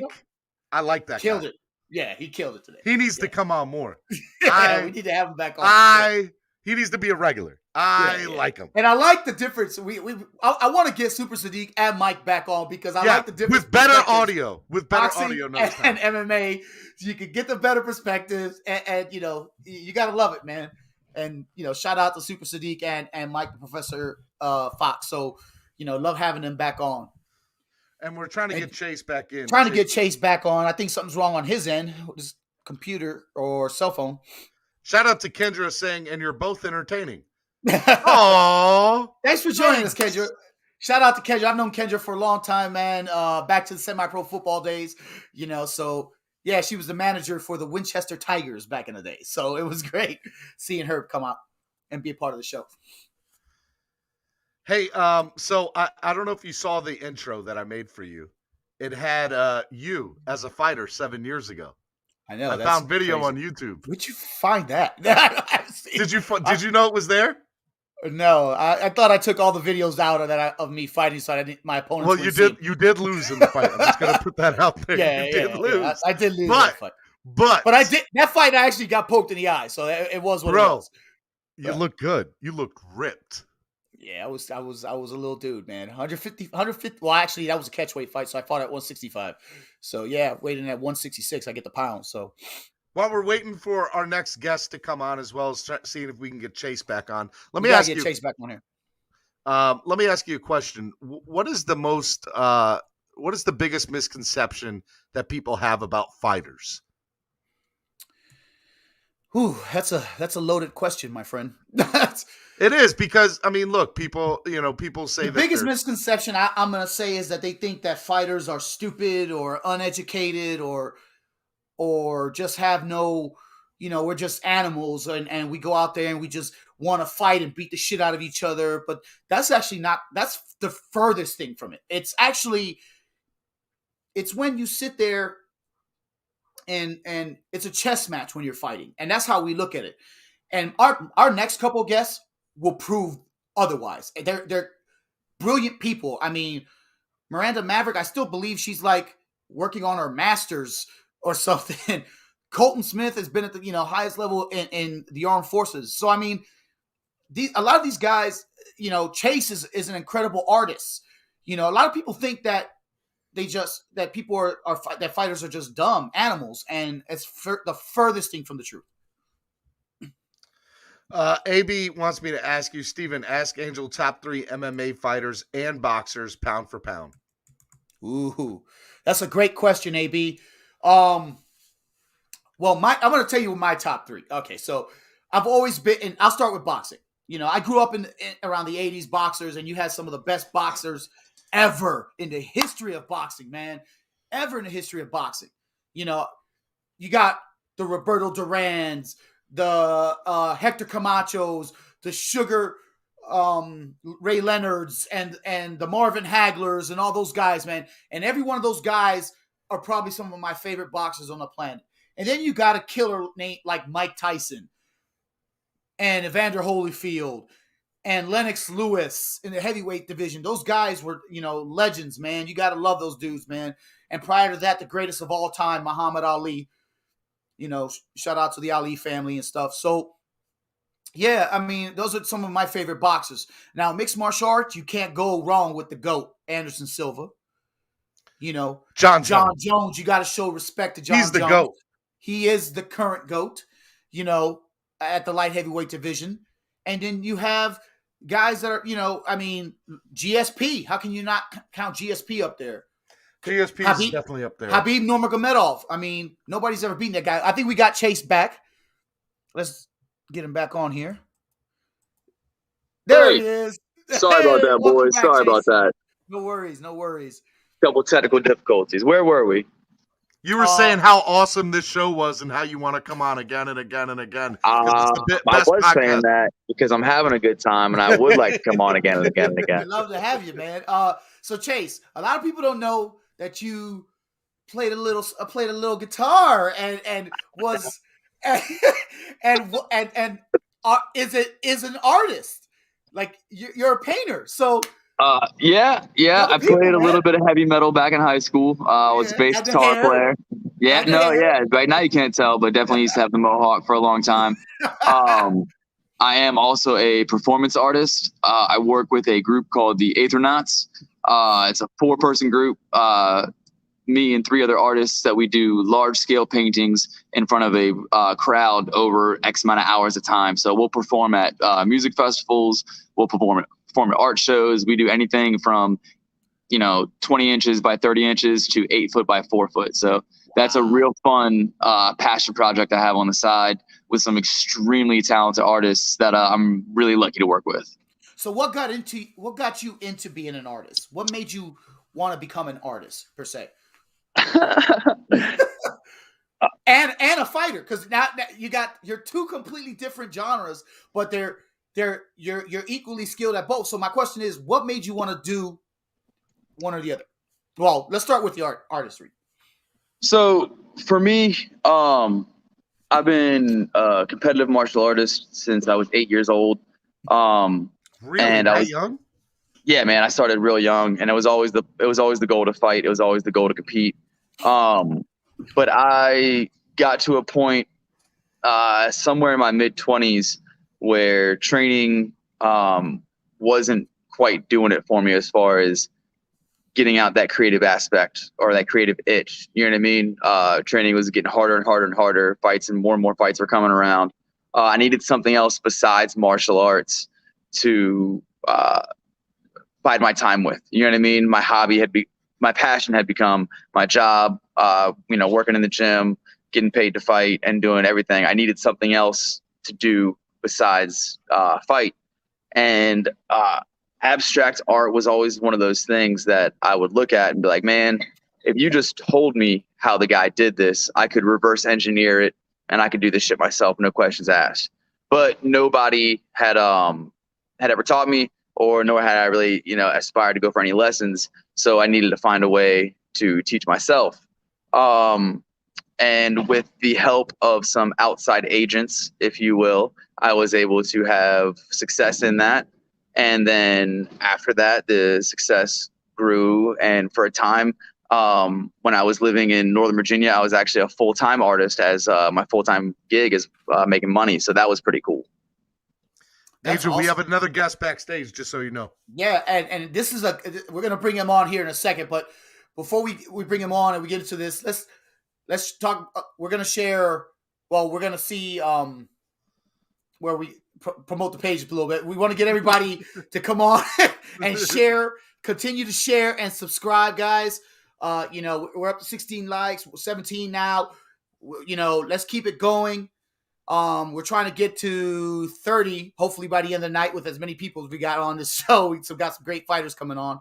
So can I give a shout out real fast? Who's absolutely. Who's the next fighter we got coming on here? Oh, you know him pretty well, actually. Yeah, that's my boy. All right. I was making sure I said his name before he got out here. Well, I'll let you introduce him then, man. You can go ahead and bring him on here, man. I think we just lost him. Not mine. We just lost him for a second. He'll be back him. Oh, well, shit.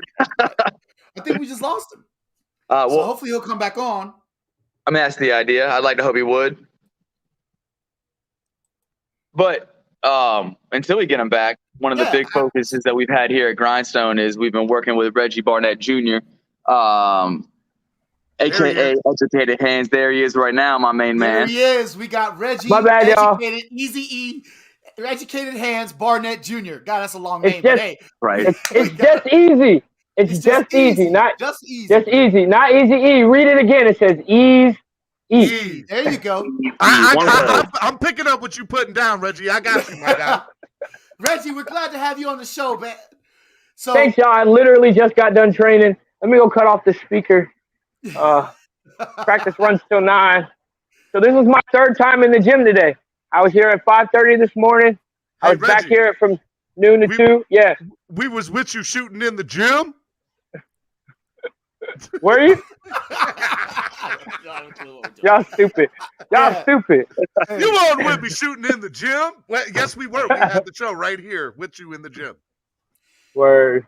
Yeah, man. So, Reggie, we're glad to have you on the show, brother. Tell us. Thank you guys for having me on. Tell us what's going on with you, man. We know you got a big fight coming up at BKFC. You're the #1 contender. You're the pound-for-pound fighter of BKFC. Number one guy in the world. Tell us, my man, what's going on with you?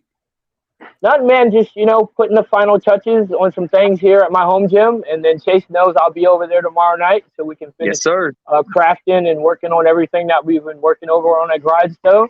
And, I'm fortunate to have a really great team behind me to help, push me in the hard days, help me get better in the easy days. And just we're grinding, man. It's the last real week of actual training. The last hard push. There's not really much weight to cut. I did get a lot bigger for this fight, but I've been eating healthy and maintaining that 10-pound ratio. So I'm going to come down.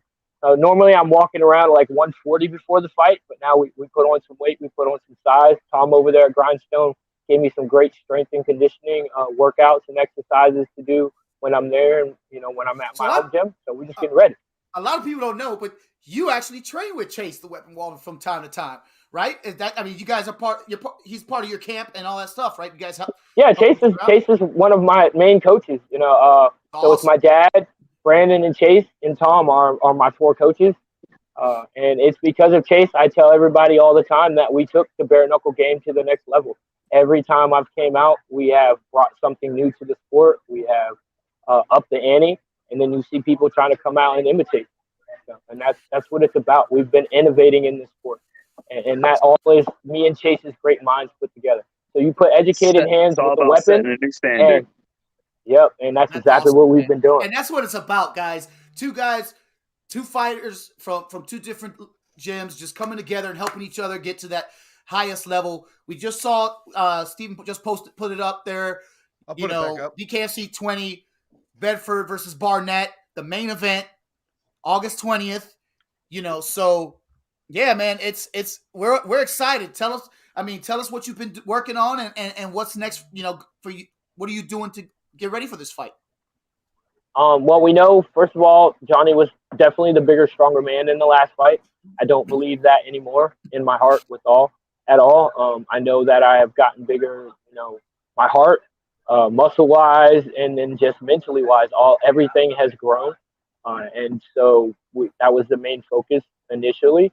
And then just adding some more pieces to the puzzle. And then, of course, me and Chase, we always get together and craft stuff. You know, we like to push the boundaries of the sport because it is still, you know, the fastest growing sport in America. You know, so we have the fastest growing minds, and we just been pushing the envelope. And we got a few tricks for Johnny.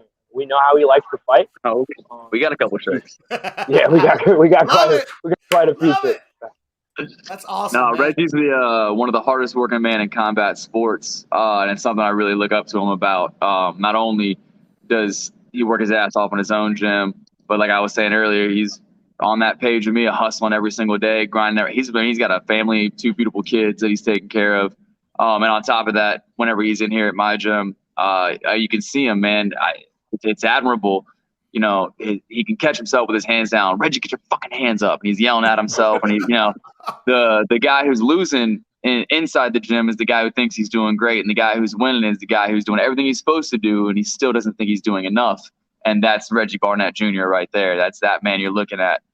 In his mind, nothing's ever enough, which is why he's going to be the champion, which is why he's going to take it. I got to chime in on this real quick. Reggie Barnett, I appreciate that, brother. Reggie Barnett has some of the highest punch outputs I've ever seen anybody throw in a single round. Like, the guy is incredible, the amount of punching. Like, how does your cardio stay that way? How do you just keep pushing that limit, man? Because you just outgas so many fighters. It's insane. And there's no backing you. There's no stop button. So no, we just work. You know, I have to credit my father. When I was a kid, and I was just telling this story earlier, when I was still doing JO boxing, he'd wake me up the crack of dawn in the morning, and he had this ugly-ass green Ford Ranger, and he'd make me run. And he'd follow me in his truck, drinking his cup of coffee, waving at the neighbors. And if I wasn't running fast enough for him, then he'd bump me with his truck. He's actually knocked me down with it a few times. And like, get your ass up, start running again, you know? So that ingrained in me, you know, it's kind of been ingrained in me, and then just the want and the drive and the hunger. You know, I've stayed hungry. I've stayed thirsty to continue to grow as a fighter, continue to learn in this sport. And then, like I said, I have a great team behind me. We did a Shark Tank the other week, and I felt like I got my ass kicked. And Coach Chase was like, "Get your ass up! Stop shaking your head. That's not champion behavior," you know. And so I just got up. I shook it off, and I kept moving forward. And we came back to the gym the next day, and we went back to work a little harder, you know, just putting things together. And so for the normal people that don't know, tell people what a Shark Tank is, because people don't know. They think it's a show. I'll tell you how we run here. Tell them what y'all did to me the other day. You tell them what y'all did to me. Shit. So a quick background. Shark Tanks have become increasingly popular on my Instagram page for my business, and everyone's inboxing and talking about them. We had to do a Shark Tank for one of my competitors at Grindstone Athletics, or you can check out Chase the Weapon Walden. Either one of them will work. But Shark Tank is where you're going to get a fresh guy every minute. But the problem is the way that we do them is that we do 5-minute rounds, and every minute of that 5 minutes, you get a fresh person. Now, do we do these all the time? No. Do we do them when the time calls for it? You bet your fucking ass we do. There it is right there. There is no winning inside of a Shark Tank. It is an absolute test of your mental fortitude. I don't need you to win. I just need you to continue to fight. And when you have a fresh person on your hands every minute for 5 minutes for 5 rounds, you're going to be forced into a situation where you have to take care of yourself. And if you're watching the screen right now, you can see Reggie doing just that, getting put in the position where he's got to hit us, and he does that pretty damn well. Man, look, I'm in there with a 300+ pound man. Yo, I'm about to say that dude's like twice your size. Shout out to Big Tom. That dude looks like a shout out to Big Tom, yo, he put it on me too, no mercy, they don't take it light on me, so it's just that's me and Brandon Pennington. He's making his bare knuckle debut right behind me in September. Another stud we'd love to have on the show at some point. Yeah, hey, let me ask you a question, Reggie. So I'm a fight fan. I've been a fight fan since I was a little kid. I remember watching old Pride fights with my dad back in the day. And so explain to a lot of the viewers who don't know bare knuckle, but understand UFC or understand boxing, what makes bare knuckle different from the rest of the leagues or the fighting that you see in combat sports? Well, for one, the first thing that makes it different is we don't get to walk across the ring and touch hands and then fight. The fight starts right there. I'm in your face, you're in my face. When they say knuckle up, it's time to go. There's no space between us. As soon as that bell rings, it's a fight. In other combat sports, you don't have that. The guys, boxing, MMA, all of that, you get a little sachet across the ring. You have a little bit of a feeling out. That doesn't happen in bare knuckle. It's go, it's do or die off the line. So and then the second thing is when you toe that line. And then the second thing is once you get to a certain point in the fight, you have to be willing to hurt yourself to hurt your opponent. There's no way around that. You can only hit somebody with the bare knuckle for so long before it starts to hurt you. So not only do you have to make that solid agreement with yourself that you're okay with getting hit with the bare knuckle, but you also have to make that solid agreement that I'm willing to sacrifice and give a little bit of myself to hurt the person that I'm fighting. And it takes a lot of grit. It takes a lot of fortitude when you're in there doing that. The difference between a boxing punch and a bare knuckle punch is a bare knuckle punch will cut you repeatedly. It's like getting sliced up. But again, there's a point where you're hurting yourself too in order to deliver it.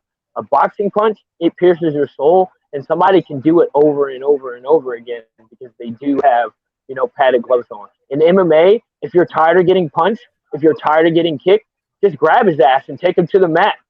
Shove him up against the cage. You can get that breather. In bare knuckle, there is no breather because in the clinch, we're allowed to fight too. And somebody like me who has, because of Chase, mastered and took the clinch game of bare knuckle to a whole nother level. I'm a dangerous suit in there because you can grab one of me if you want, and I'm going to make you pay for reaching out and trying to grab one. Love it. Love it. So a lot of people didn't know, though, but you've actually fought boxing more and MMA prior to bare knuckle, correct? I mean, you actually fought boxing and MMA. Well, I'm the champion in whatever for the USBU. They agreed as long as I continued to fight bare knuckle, they wouldn't strip me of my boxing title. And of course, I fought MMA. I just did MMA because I was looking for a fight. I wanted to challenge myself. I've always taken on guys that I knew were better than me because I wanted to go in there and push myself to the hardest link. Because that's how you get better. And fight. That's how you get better every day. I never got into fighting to pad my record or to say that I accomplished something without truly earning it. I took the fight against Tony Gravely knowing damn well that I was going to lose that fight. But I didn't go in there with the mentality that I was going to lose. I went in there and I gave it my all. And he was finishing everybody he fought, but he didn't finish me. Hats off to Tony. I absolutely love him. I have the utmost respect for him. So for me, that was almost a victory. Going in there and giving him one of the toughest fights he had as, a professional before he went to the UFC. And that's the type of fighter I am. I don't want the easy is a conundrum. Nothing about my life has been easy. Nothing about my life is easy, and I do not want anything easy. But I tell you what, I train my ass off so when I get in there, I make it look easy. So, quick question. Tell us about your journey into BKFC. Because you started from the very beginning. Like, you went to the trials and worked your way out to where you're at now. No other fighters didn't do that. So, tell us, man. That's exactly why I say that I am the pound for pound best fighter in bare knuckle in the world, because I wasn't given my spot off of past accolades. I didn't have an accomplished or former veteran career in like the UFC or the WEC or some other fighting league. I was just a regional boxer who went to the tryout. I showed out that I earned my spot. There was no way that I wasn't getting the call back, and then the rest is kind of history. I only have one loss to Bedford, and everybody acts like he whitewashed me in that fight, and he did not. He left that squared circle just as bloodied and battered as I was. Yeah, it was a close fight. It just happened. He was the bigger man. The only rounds he won were the rounds he knocked me down in. And so I worked for mine. And then on top of that, I had to fight 2 more years to earn my right back for a title shot. Johnny's coming off of a title loss, and then gets to turn around and fight for the title again. I had to fight 3 people and beat them. And one of them was former world champion in order for me to get my crack at 135 pounds. You fought Chop Chop, right? Yeah. He didn't fight Chop Chop. He put Chop Chop away. There's a big difference. Yeah. That's crazy. So, Yeah. So that's that's awesome. how I got my start, and I've always been ride or die for the organization. I call myself the BKFC King because I'm one of the few fighters that is always there. It does not matter whether I'm fighting or not. I am at the BKFC event. You will see my face. You will hear my voice. Well, you're in Biloxi. The next fight's in Biloxi, Mississippi, my wife's home state. It's like a hometown for me anyway. This is my fourth fight there down in Biloxi. I have fans. They're hosting a meet and greet for me at Val Sports Bar and Grill right there in Biloxi. The Biloxi Pro Hockey Association is supporting me, walking out with me for my fight. You know, so for me, it's a second home base. Hey, if you need a cool shirt to wear, we'll make some cool podcast shirts for you to wear for your fight coming out. I'm just saying. You gotta get with my momager about that. Some things she makes. I love it. Shout out Mama K. Hey, it couldn't hurt that ass, momager. I got you. Love it. Well, you know, I have mad respect for all the other bare knuckle, agencies and the guys that are represented by them. But nobody is gonna do for you like family's gonna do for you. Nobody has your back like family has your back. Amen. Me and Chase are family. We're not just teammates. We're not just coaches. You know, we've been in the trenches. We have beat each other up. I've left the gym with bloody noses. He's left the gym with bloody lips. We're family, you know, and so that's how I know Chase has got my back. Trial through fire, and my mom is my mother, you know, and so nobody goes harder for me than she does. That's the best manager to have in the world. There's nobody you want on your team than somebody you know who's willing to suffer with you. You know what I mean? And there's nothing like the friendships or the bonds that are forged past those enemy gates. You know what I mean? Once you're both down there and once you're both in the shit, that's another animal. That's another kind of friend. That's another kind of teammate. That's another kind of human being that you're dealing with. When someone's willing to suffer with you so you get better, not so they get better, that's another kind of human. And that's the kind of human that Reggie is. And that's why I love working with him. And that's why you build that bond. Like, people don't understand that. Like, you actually, when you're in there suffering with your teammate as they're preparing for a fight, whether it's sitting in the sauna, whether it's shark tanking them, whether it's going through all the motions and emotions and everything that they're going through and just trying to be there for them, that's the bond you develop and come together. That's what makes you a true teammate and well, a brother, a true band of brothers. That's what I said. I look at Chase as my brother. When anybody ever asks, you're like, oh, you Chase is your coach. I was like, he's one of my coaches, but like a big brother to me. He looks out for me, even in the things outside of the gym. You know? So outside of training, as much as we can, man. It's not again. We talked about it earlier, Angel. The culture of our gym is what sets us aside, and the culture of our gym is that we are willing to suffer with our team members, and that our team is at the forefront of everything that we do. Nobody gets a walk-on spot. Nobody doesn't not put in their time. Nobody doesn't not take their fucking lickings. Everyone's going to be a part of this team, and if you want to be a part of this team, you're going to have to be willing to suffer so your teammates can get better, and that's the only way to continue to progress is make sure that we're all getting beaten down. We're all getting what we need to get. We're all doing what we need to get done, but what we need to do is lift up each other and make sure that Reggie's ready for every competition. You took the words right out of my mouth. We break each other down and then we build each other back up. Hey, y'all gave me chills just now. Like, that's that's real, man. And that's Angel's awesome. ready to come out of retirement and be a Predator again. No. Nobody wants to see that shit.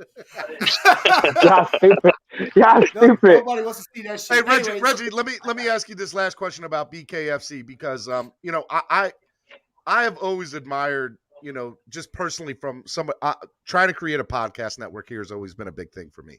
And so I look at people like Dana White and seeing what they did with UFC.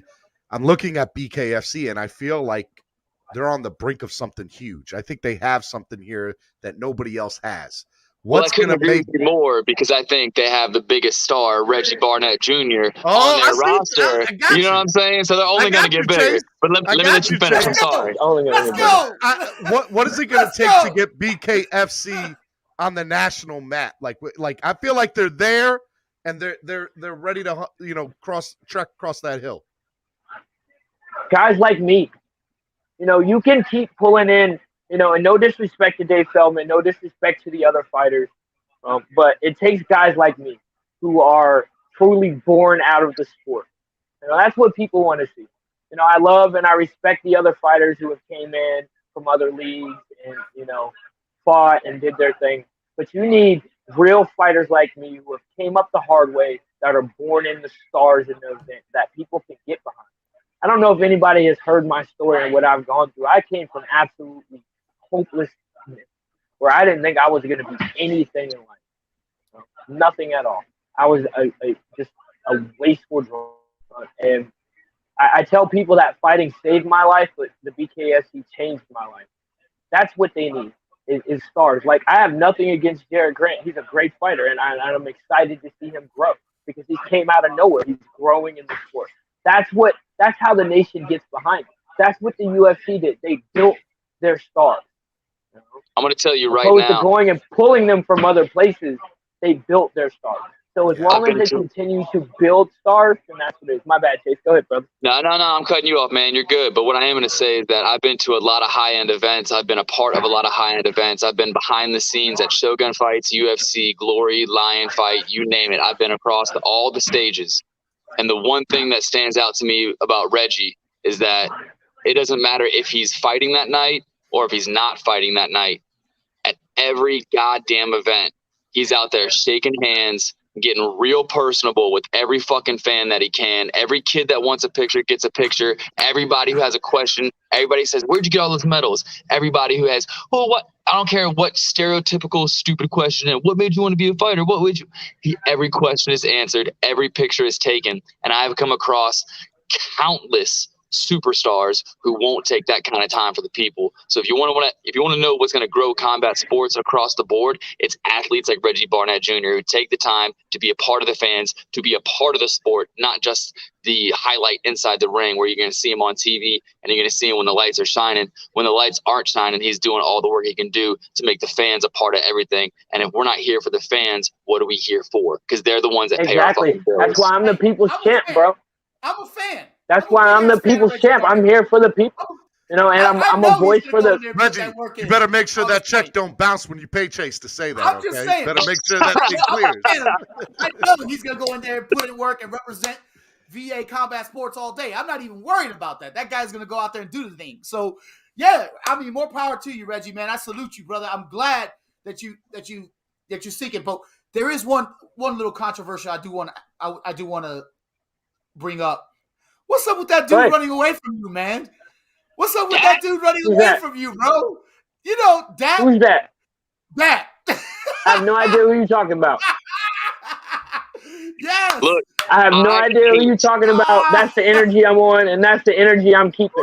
I didn't have to punch him in his fucking mouth to prove my point. Plain and simple. Nah, man. I did not have to punch him in his mouth to prove my point. He did for himself. I fucking hate fight drama. I hate the bullshit. I hate shit talk. Fuck that fan. That dude ran, and then he came up with an astronomical amount of money that he wanted to get paid because he was going to get paid. He was going to get his fucking ass whooped. That one makes me mad. That one pisses me off. That dude ran from you. You got to explain. People don't know that are watching. So all right. Reggie, tell him. We're discussing Dat Nguyen, who I guess was the champion at one point. Right? And then he kind of like ran, like he took off running. And so the number one contender is on the show right now. Reggie Barnett was scheduled to fight him, and he came up with all kinds of excuses. We all saw it. Most of the entire combat sports world saw it. And he just kind of disappeared. He disappeared and didn't want to fight. Came up with all kinds of excuses for Reggie. So that's why I asked, what's the deal with that dude, man? Is he going to fight you? Is he not going to fight you? Is he scared to fight you? What's up? Some people are just not built really for it. You know, he beat Johnny. Reggie, got the you can be real with us. He didn't want that smoke. Reggie, this is the real show. He didn't want that smoke, This Reggie. is the real show. You ain't got to be politically correct up here. You bring it. This all right. All right. Well, then plain and simple, like I said, he did not want me to beat that ass. Plain and simple. Hashtag. He already knew. Hashtag, I was going to beat that ass. And he didn't want it. He wasn't truly about that life. You know, I am, and he knows that. He knew that in his heart.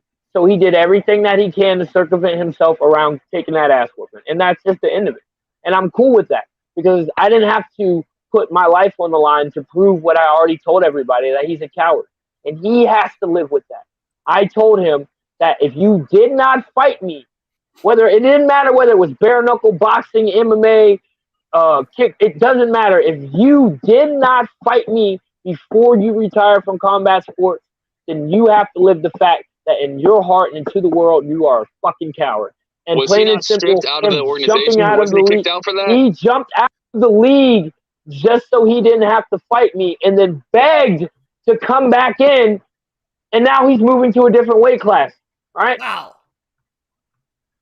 Yeah, Reggie, wild right, Angel. Reggie, tell him that once you win this next fight, that you ready for that. You ready? We've been ready for that, man. You got to tell him Tell now. him- We've been tell ready him- for that We've been shit. I ready don't for want to that. hear it, But that man. ain't the Anybody- energy. Nah, we've been ready. I'm He not- already look. knows. I'm That's ready Straight to up, get guys. that fight up. Let's focus on August 20th, baby. Yeah. In all That's what we're honesty, focused that he gets none of my energy. Period. That's what's up. He So tried where to you at? belittle. He tried to belittle me not as a fighter, but as a man from the personal aspects of my life. And if we want to be real about it, he went every way about calling me a nigga without actually saying it, because that's what he was I trying wasn't to gonna bring do. it up. I wasn't gonna bring it up. No, I you wasn't said we gonna can bring be it up. real I'm about glad- it. I'm You glad said brought we it can up. be real about it. That's Yeah. what he was trying to do. Yes. He was trying to Let's call go. me a nigga in any way possible without truly having to say it. Hey, I was there. I But saw then when it. you run and hide, right? Because he knew that that's something you don't touch on. You're not. I don't think anybody on this earth is better than me as a human being. Everybody serves their purpose. So if you want to insult me as a fighter, if you want to insult my skill, that's fine. But don't come at me and try to sugarcoat shit like you ain't trying to say and don't say what you really mean to. Angel, parental advisory, explicit content, right here. We go raw on this show.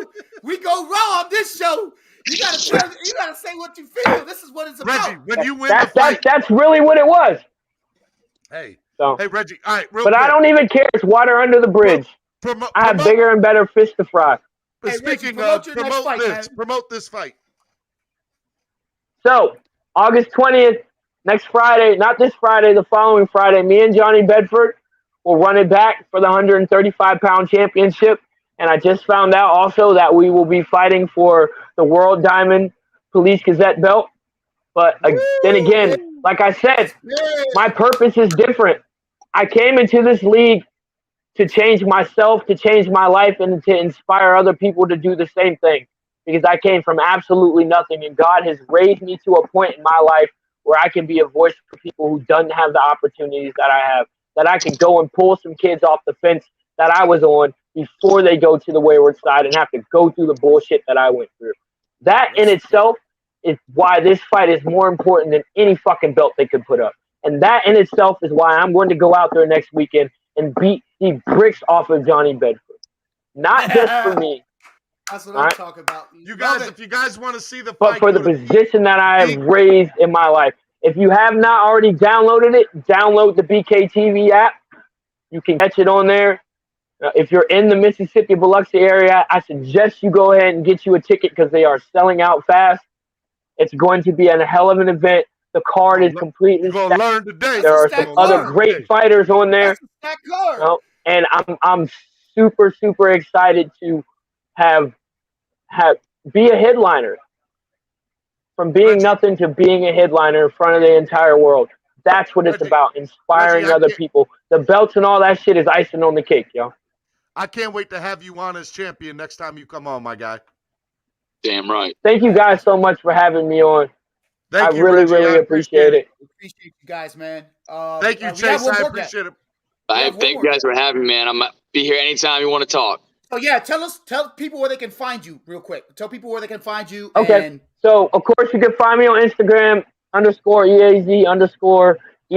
My Facebook fan page, Reggie Eaz-E Barnett Jr. But if you want to find everything in one easy place, no pun intended, you can just go to my website, educatedhands.co, and it's got everything Team Eaz-E up there, from all of my sponsors to all of my teammates, my affiliate gym, everything up there, right there, educatedhands.co. And my sponsors offer special services if you go right through my links.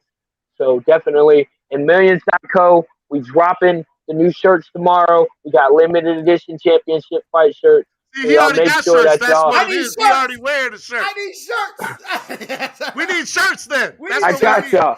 I got y'all, yo. I got My y'all. dude.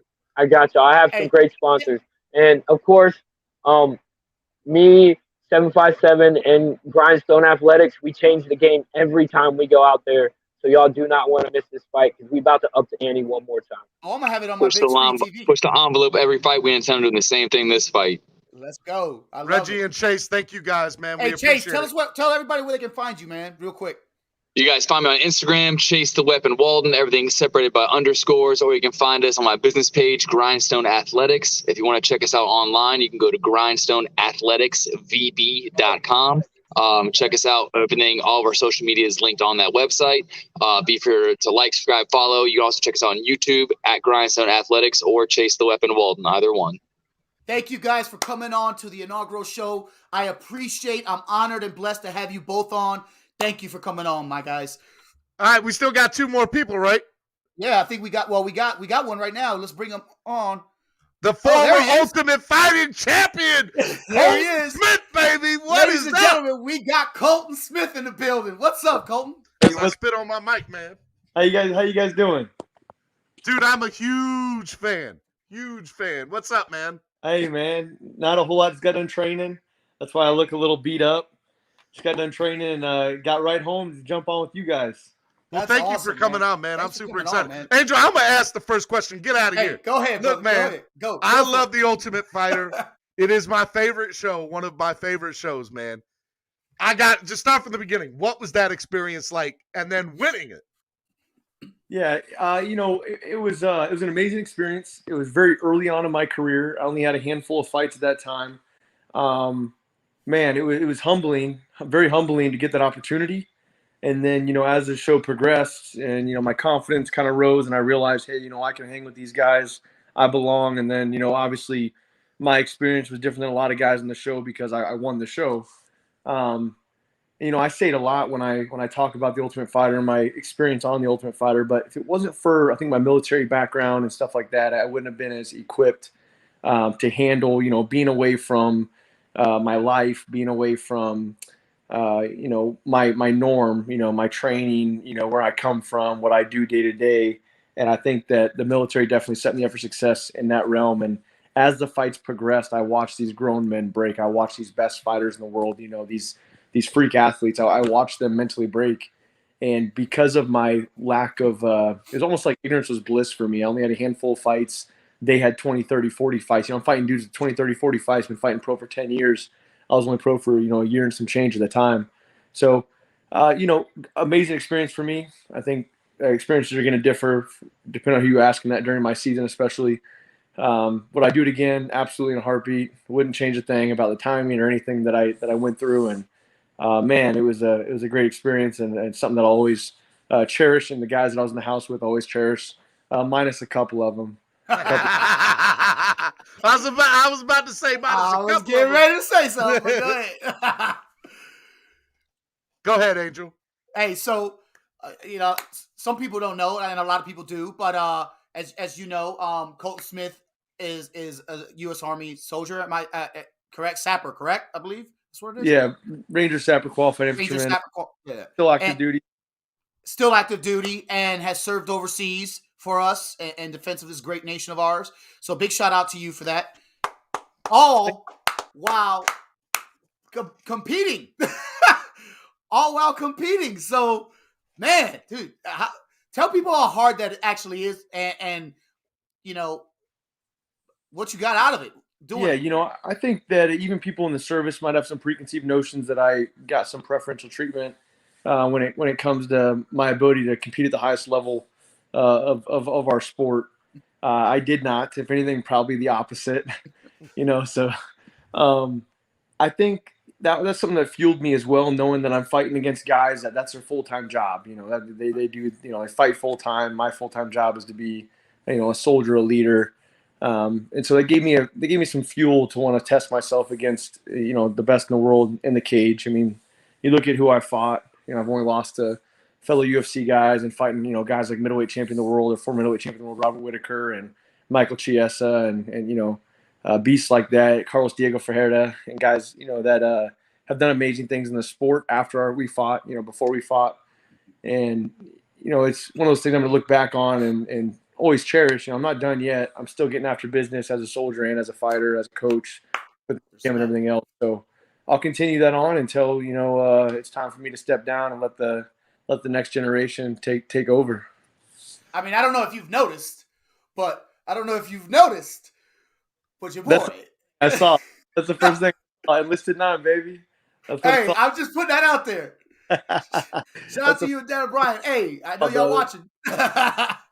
Damn right. Yeah, man. Yeah, we're taking over, man. I got a new gym. Opened up on Sunday. So we got a nice, beautiful 5,000 square foot facility. Very nice. A dream come true. We opened up 14, 15 months ago during COVID, the original facility, and we already had to expand, man. I mean, God's blessed us tenfold. It's been amazing, even during COVID. I know a lot of gyms around the nation haven't been as lucky, and it's my heart breaks for them. We've just been very lucky to have people that have kind of almost like a cult following, if you will, and just a family environment that this thing's building up, and again, passing down to that younger generation of war fighters and of future world champions, whether it be jiu-jitsu, wrestling, judo, or MMA. Hey, let me ask you something, Colton. I'm on your Wikipedia page right now, and you know how very accurate Wikipedia can be. Very accurate. Yeah. It does say here that you trained under one of the Gracies for Brazilian Jiu-Jitsu. Is that correct? No, I'm under. I trained. I didn't train. You're killing my words, bro. You're killing my words, Steve. Helsing Gracie. It was a Helsing Gracie school down in El Paso when I first started and stuff like that. So, okay. Obviously the lineage is going to date back to all the Gracies and everything.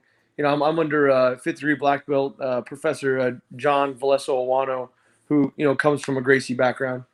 I'm just going off what I read on Wikipedia. Don't get mad at me, Angel. I didn't write it. But you're butchering my words, bro. You're butchering my words. Hey, I'm just here to help you, man. Yeah, no, Wikipedia is wild. Yeah, people get on there and change stuff. It's pretty funny. It's comical, though. That's why I preferenced it. I didn't want to come out and be like, I said this. No, Wikipedia said it. Tell everybody where your gym's located, man. The new gym. Where's that located? The new gym's going to be in South Stafford County. It's in Fredericksburg, Virginia.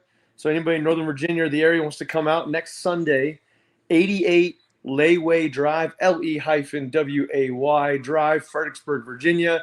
Come on out. We're going to have a great time, 3.5 hours of sparring, rolling, and just togetherness and spreading the good word.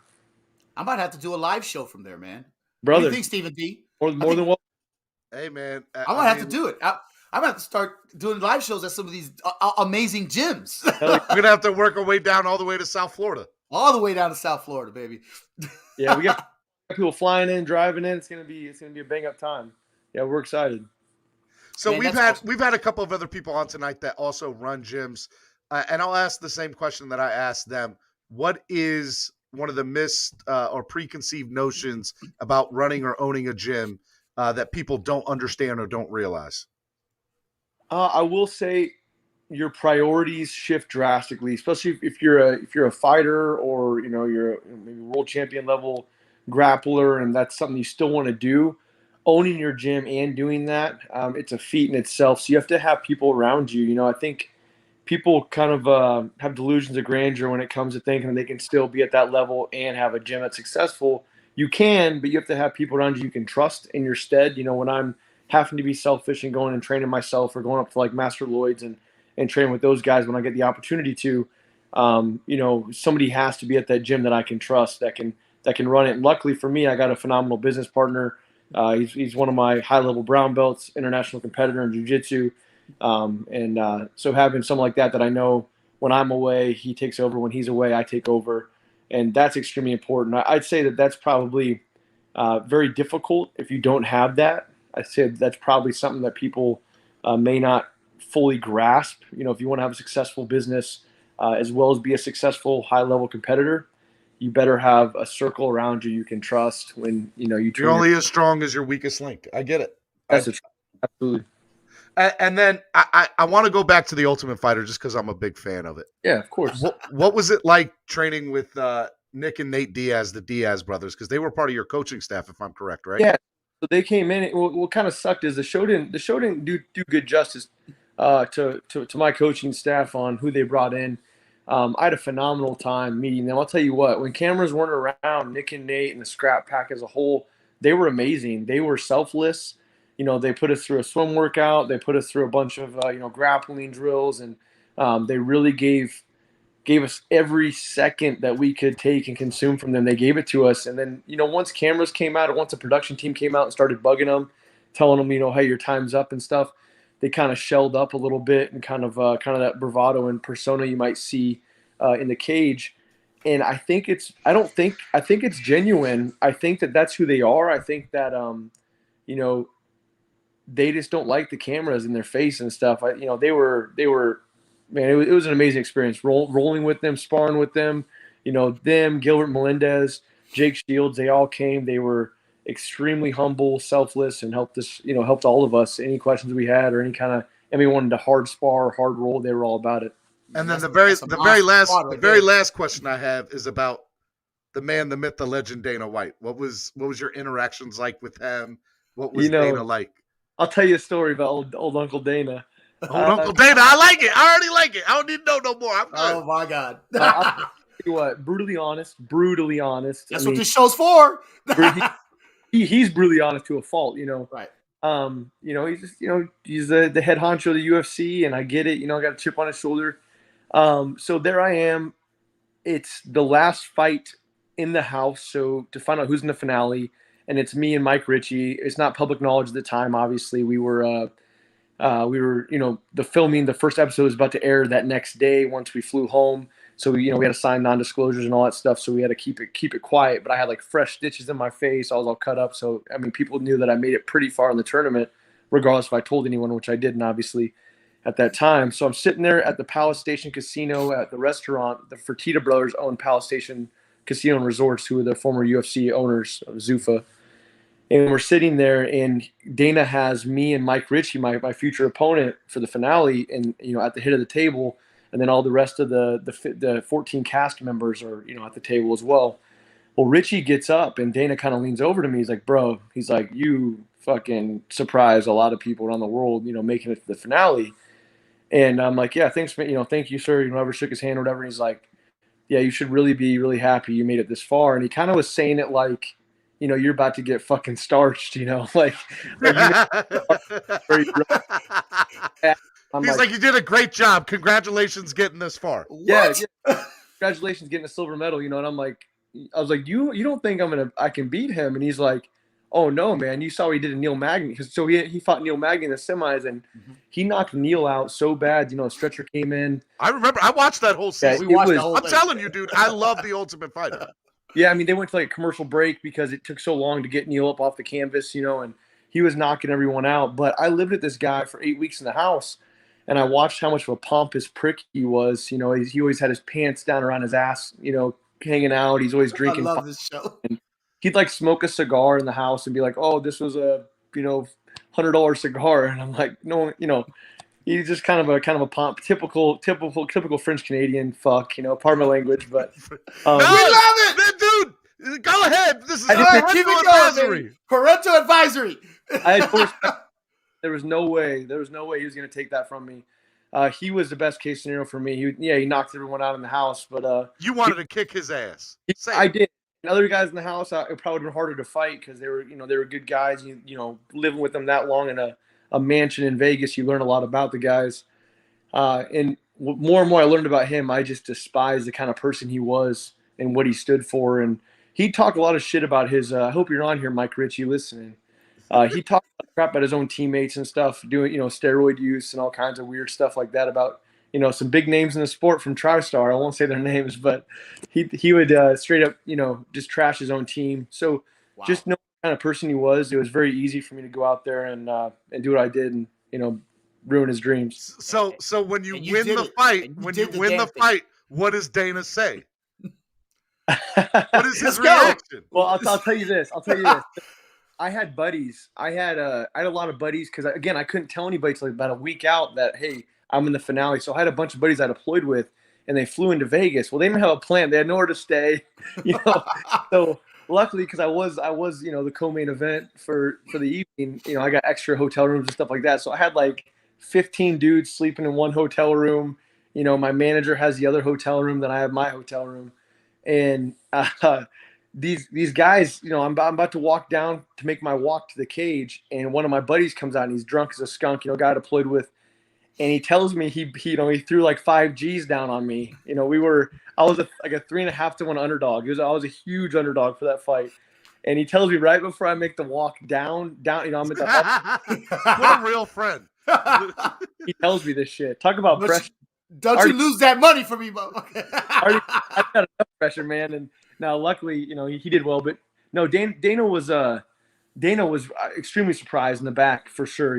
Once he finally got my attention, because I was, on cloud 9. But yeah, Dana was super surprised. GSP wasn't very happy because I beat his golden child. His little protege. And of course, I'm asking for pictures of GSP in the back after. Can I get a picture with you, my guy? Yeah. What's that?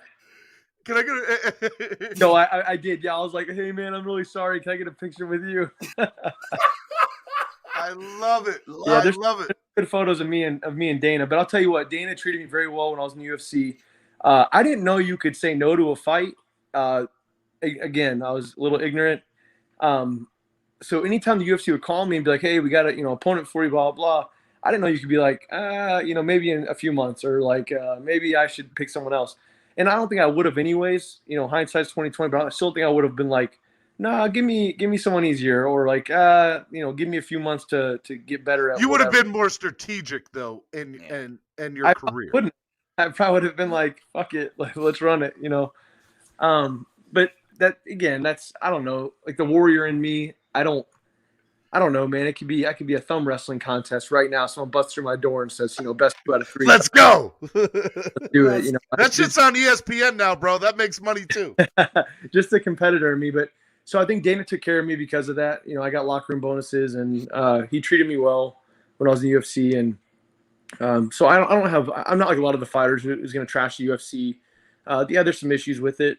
You can say monopoly and stuff like that. And I get that. I understand where the fighters are coming from. And that's their only source of income. A lot of them, that's they live and die on their shield of being a UFC fighter, and that's the the pinnacle of their life. They don't have a lot to fall back on. Not saying all of them. There's some very intelligent individuals that are smart with their money. Just talking about that, Angel. We were just talking how there's a lot about that. Yeah. There's a lot of snakes though. A lot of snakes in the grass. When it comes to surrounding themselves with the fighters, and then I know some guys that have made millions of dollars in the sport. There's not a lot of those, but I also know a lot of those guys who don't have a dime in their name now, and they're thrown to the wolves. They didn't have the right people around them. We're not like the NFL or the MLB or the NHL, where we have, these teams in the league who's going to take care of us and give us financial advice and have financial counselors and investment. We don't have that. We don't have the same level. And you got to think about it, guys. It hasn't been around that long. So people that complain about it, the sport has not been around that long. Comparatively to the NHL, MLB, there's no pension plan, there's no medical really. They can say there's medical, there's no medical. I fought for about 6 months to get a surgery paid for that they were like, oh yeah, you're good to go, get the surgery. Wow. Well, not to cut you off, but I have to bring in our next guest, and I want you to stay on, please. As we know, we got prior UFC fighters and we have current UFC fighters, so it is my honor to bring in this next UFC fighter. Miranda Maverick. Miranda Maverick. Hi, guys. Thanks for Welcome having to me. the show. Thank you. What's up, Miranda? Hi, how are you? I was listening to you there for a couple minutes. Heard you talking about the different fighters that trash the UFC versus the other. I've talked about that a lot. Yeah. Hey, Miranda, big Miranda, fan. you met some of my students at the grappling tournament this weekend in Virginia Beach. Oh, okay. Gotcha. Who were some of your students? Girls, some of my young killers. Okay. Gotcha. I love it. It's a community. It's a community. It really So what's is. up, Miranda? Welcome to the show. We're glad to have you here. And I don't know if my mic's working too well here. But it's working. No, I you're can good. hear you fine. We Yeah, can I hear you perfect, fine. Angel. We don't want to hear you no more. Now we want to hear Miranda. Shut up and Right. be quiet. So, Anyway. hey, welcome to the show and tell us what's going on. A lot. Colton just said, like, I just got done going to a jiu-jitsu tournament this weekend. It was mainly to say kind of goodbye to a lot of the little kids that I've taught over time. There's kids from gyms I don't even go to. There's kids I've literally never met before that I'll just go coach at a tournament because, you see an empty chair. And within the martial arts community, like, if there's an empty chair where the coach is supposed to be and it's somebody that's under 12 years old, like, jump in, like, it's not a competition at that point. Awesome. They're little kids. It doesn't matter if they're winning, losing, whatever. So, thanks. But I really do. Like, I think influencing these children through the martial arts journey and stuff is an important thing. So I went there. I got to say goodbye to, like, the kids at Coastal BJJ, if you guys are familiar with that. And then at the House of Muay Thai, I don't think we had any kids competing. And then at other gyms too, I know. Yeah, and I know a lot of kids at the UFC gym in Norfolk. I've met a lot of kids just through the years, even kids from, like, Diego Bispo that come and, like, do privates with me every once in a while. Lots of different relationships you form. So I tried to, like, give away a bunch of autographed pictures, like, whatever kids were around, they came and snagged them up. And it's just, that's the biggest part of the journey. And so that was my goodbye this weekend. I actually did that instead of celebrating my fiance's birthday this Saturday. So and congratulations on being newly engaged. All the best with that. So a lot of people were talking, and we were talking with Colton a little bit earlier, but so everybody thinks that a common misconception is that all fighters are dumb, right? But that's not the case. And in reality, we we do this because it's more of a chess match to test ourselves. But a lot of us have degrees. A lot of us, focus on other stuff. You're working on your master's, am I correct? Is that That's correct? I was initially going for my PhD. It kind of gave me an ultimatum between MMA and PhD, which was a whole nother story. I could spend an hour whining about that.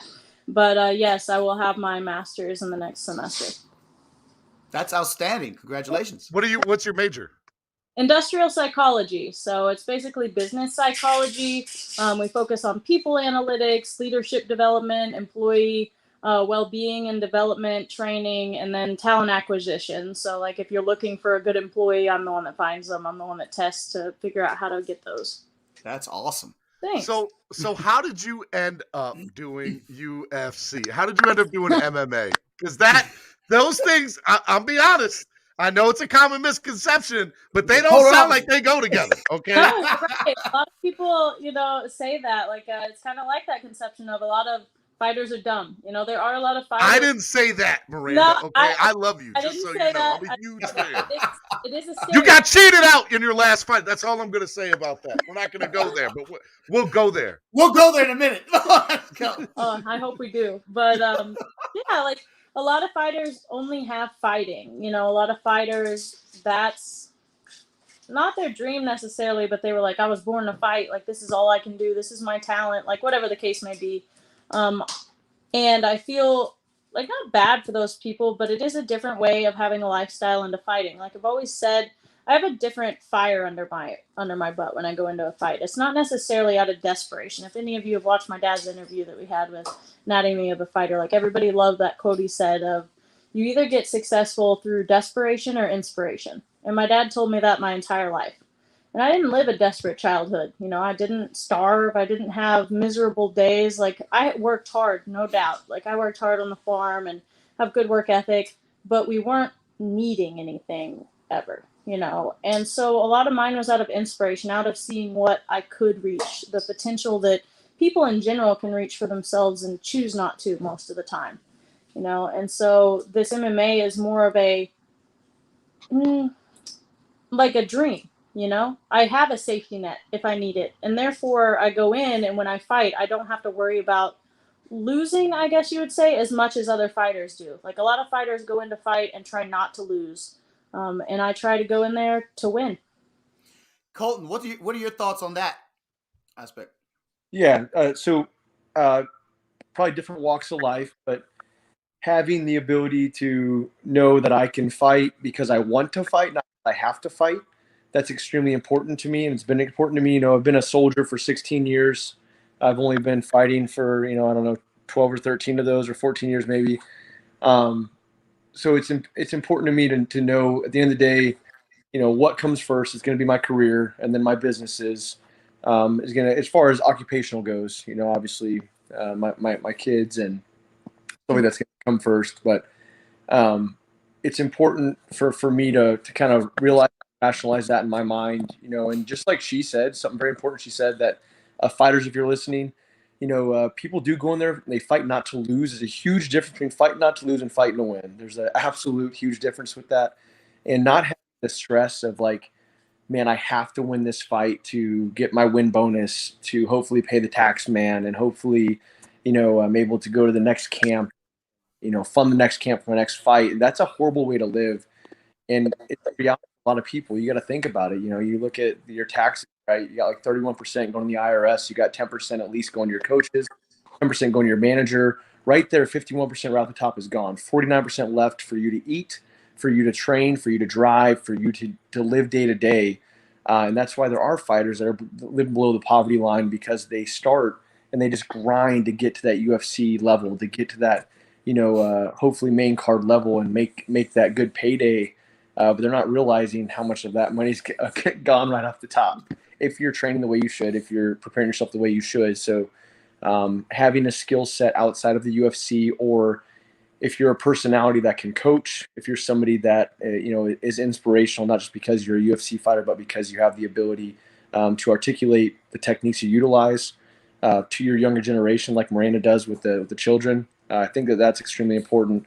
So for like young fledgling fighters, I just hope that they there's people around them that surround themselves with people that will be honest with them when it comes to that. So that's my 2 cents on that. And I think Miranda probably shares the same sentiment, but yeah, pretty much. Awesome. Yeah. That's awesome. So, all right. So I was going to wait for a second to kind of get into that, your last fight, Miranda, but we're here now. So let's go. All right. So me per se, I saw that fight. There's no way you lost that fight. I think you probably might have seen my Let's stuff. Let's look at the stats, shall we? The stats show. You might have seen you what I hit posted on social 82 media. strikes. I was lit. I was a little bit upset about it, just like about half of Twitter and the world. But there's what did no they tell way you? You lost that What fight. did they tell you? That's what I want to know. What did they tell you? Me? Yes. Yeah. Nothing. They told me what I heard in the cage, and I walk out and I go home. That's all right. So with that question being asked, how do you feel right now? Let's talk about it. About the fight. There's no way in hell you lost that in fight. general, or are we talking? What are we talking about? Just the whole thing. Just go. Okay, just go. Parental advisory. It's speak your mind. Is a loss when you feel it at the time. I don't have one of those like. I don't know. I don't go towards the revenge line as soon as I lose a fight, and I like turn around and throw a fit about it. Feel like it's a thing of respect and losing grace, just like I win in grace. That's the aim. Now this fight, I will say, was a bit different because I felt like I won that fight. I was ready to raise my hand. I didn't think there was a doubt in the world until the moment that I heard it was a split decision, and then, to be honest, I knew I lost. And people hate on me for saying I think it was favoritism. There's just been a lot of arrows that point that direction. But there's also a lot of arrows that point to judges that should not be judges. Even this past weekend. I'm so glad you said that. Yeah. Well, this past weekend, there was a fighter on the main card. He won his fight, and he should have won the fight. I don't know. I can't remember his name. I know I was keeping up with the fights, though. He should have won, but he should not have won the last round. He got absolutely murdered in the last round. Like a 2-year-old could have watched it and said, oh, he got beat up, And one judge gave him that round. I think I know what fight you're talking about. I would have to look it up, but I was appalled. And, 2 of the judges on that thing were the same judges. Judges on yours? Mm-hmm. And, it got the whole topic brought up again this weekend of, Miranda Maverick was a robbery too, and all this. And I'm glad so much attention got brought to it. I don't think as much attention as far as, even going down to the money line is going to get to me, but I hope it does. Dana has in his power, he could flip his switch and I could get paid just like I won. Unfortunately, one, he wasn't at those fights. Two, I don't know if he cares. I really don't. I think when he's at the fights, he has a little bit more standing to do something when somebody like comments about it or asks him in the news conference after. But if he's not there, usually nothing gets done. So I won't know though, and I won't talk crap, kind of like Colton was talking about the UFC. Like it is my dream. I'm glad to be there. I'm honored to be there, and it pays better than any other promotion, even if it's sucky compared to other pro sports. But I do hope something gets done in terms of financially able to compensate. But I'm definitely not banking on that. And it's just a matter of going back. Again, trying to win the fight even harder. I was tired in that third round. Didn't do enough, obviously. So what do you know what the next fight is, or do you have an idea of what the next fight could be? No, honestly, I am getting ready to move. I'm sure you guys know that.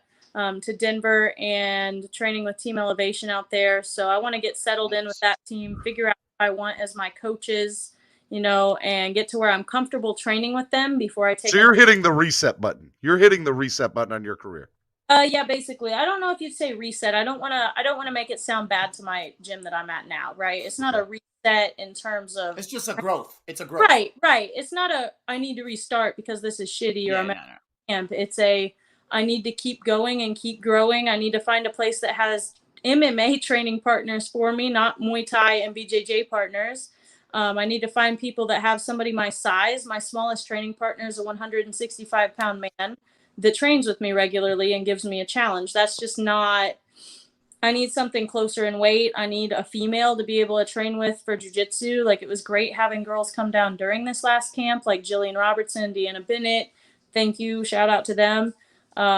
It's amazing getting to train with other females and see how different it is in many ways. Like, I'm so used to rolling and sparring with bigger dudes, and I have some sparring partners that are females, don't get me wrong, but the ones that like push me and the ones that I have to try to keep up with are always men in the gym.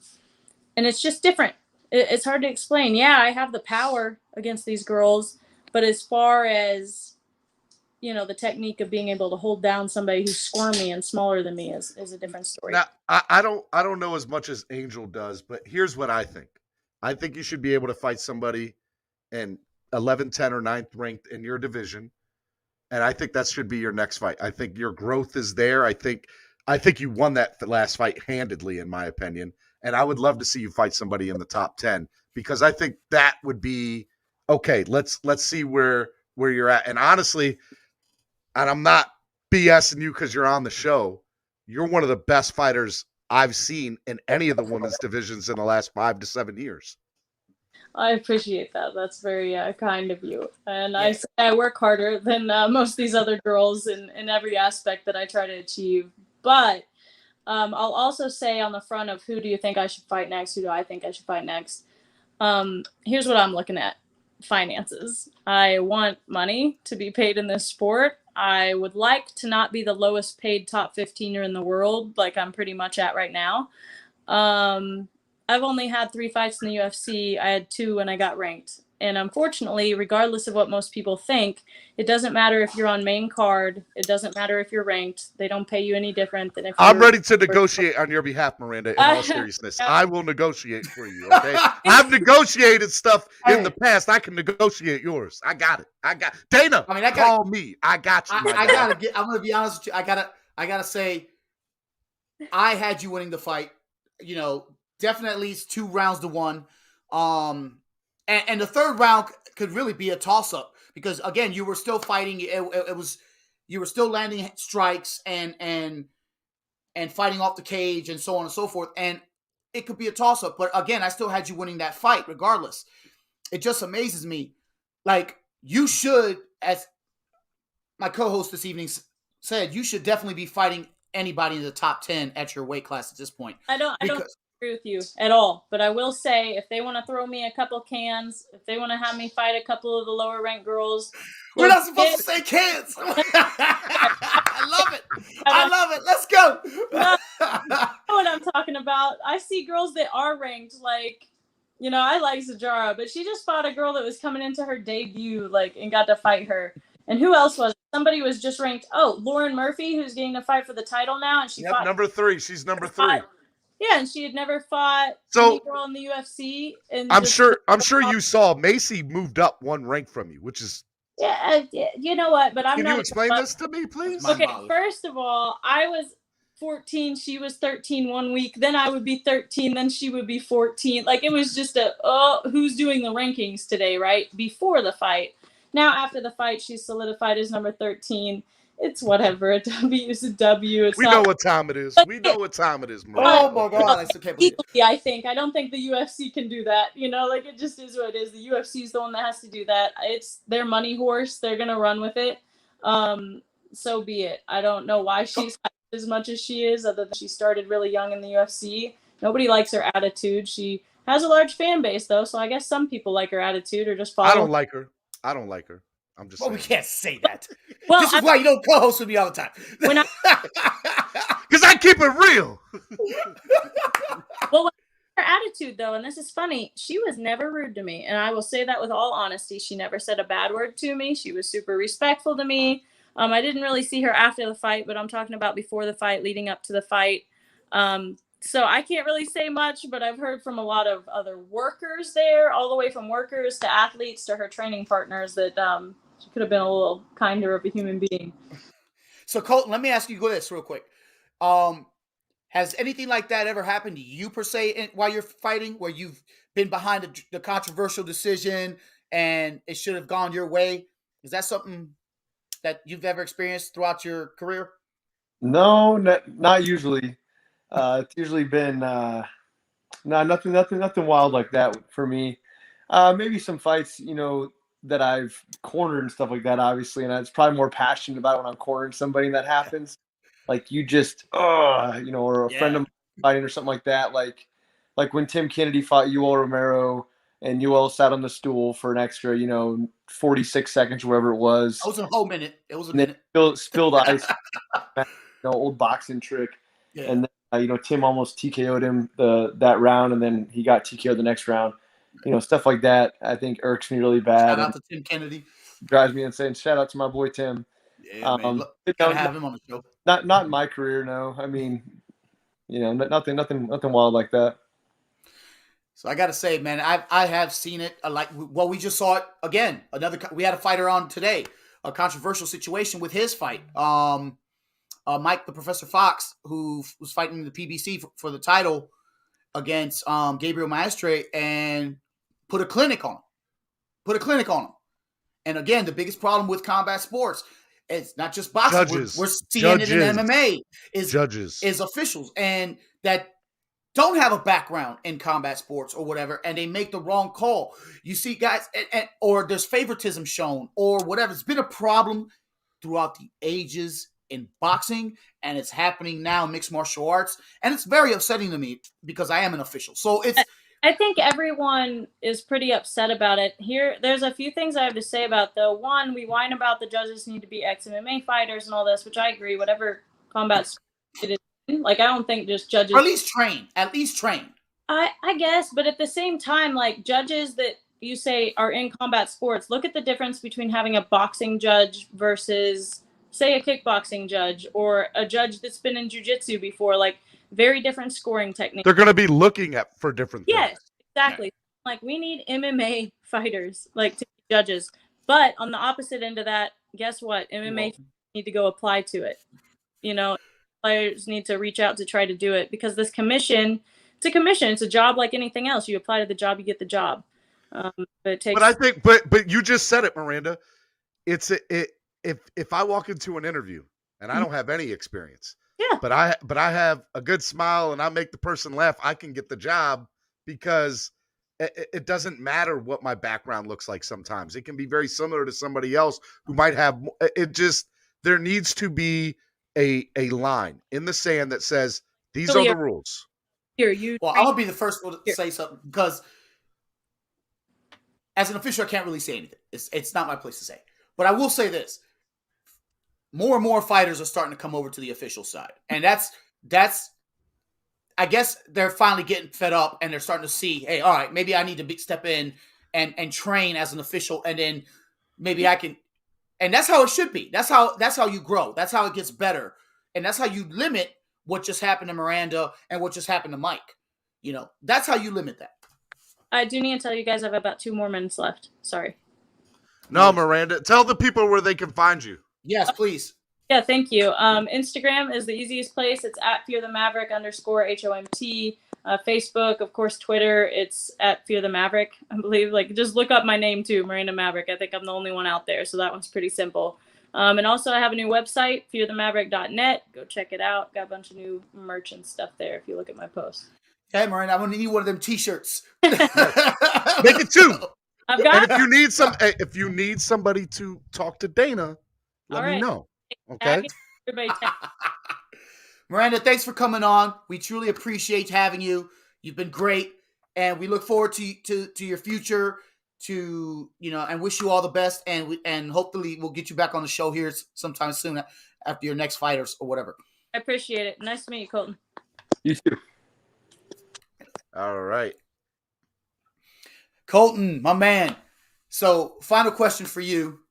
What is the best thing you've gotten out of competing while being an Army Ranger? So what's the best thing that you've gotten out of all this? For the younger generation, if you got anything for them. So I'd probably say the best thing is the ability to chase my dreams as a non-commissioned officer, as a soldier, senior leader, and as a professional athlete. You know, there's not a whole lot of people. I'm the only person ever in the history of the military who's ever fought in the UFC while active duty, not like National Guard, Reserve, or veteran. But I will say, and I've said it before, there's 20 others just like me that are in the service that just haven't been afforded the opportunity, whether it's, in fighting or whatever their sport or hobby is. Because that's what it is. I mean, I hate to say, I hate to try to belittle or degrade, I guess, maybe is a word for it. It is a hobby, it is an extracurricular. My job is as a soldier.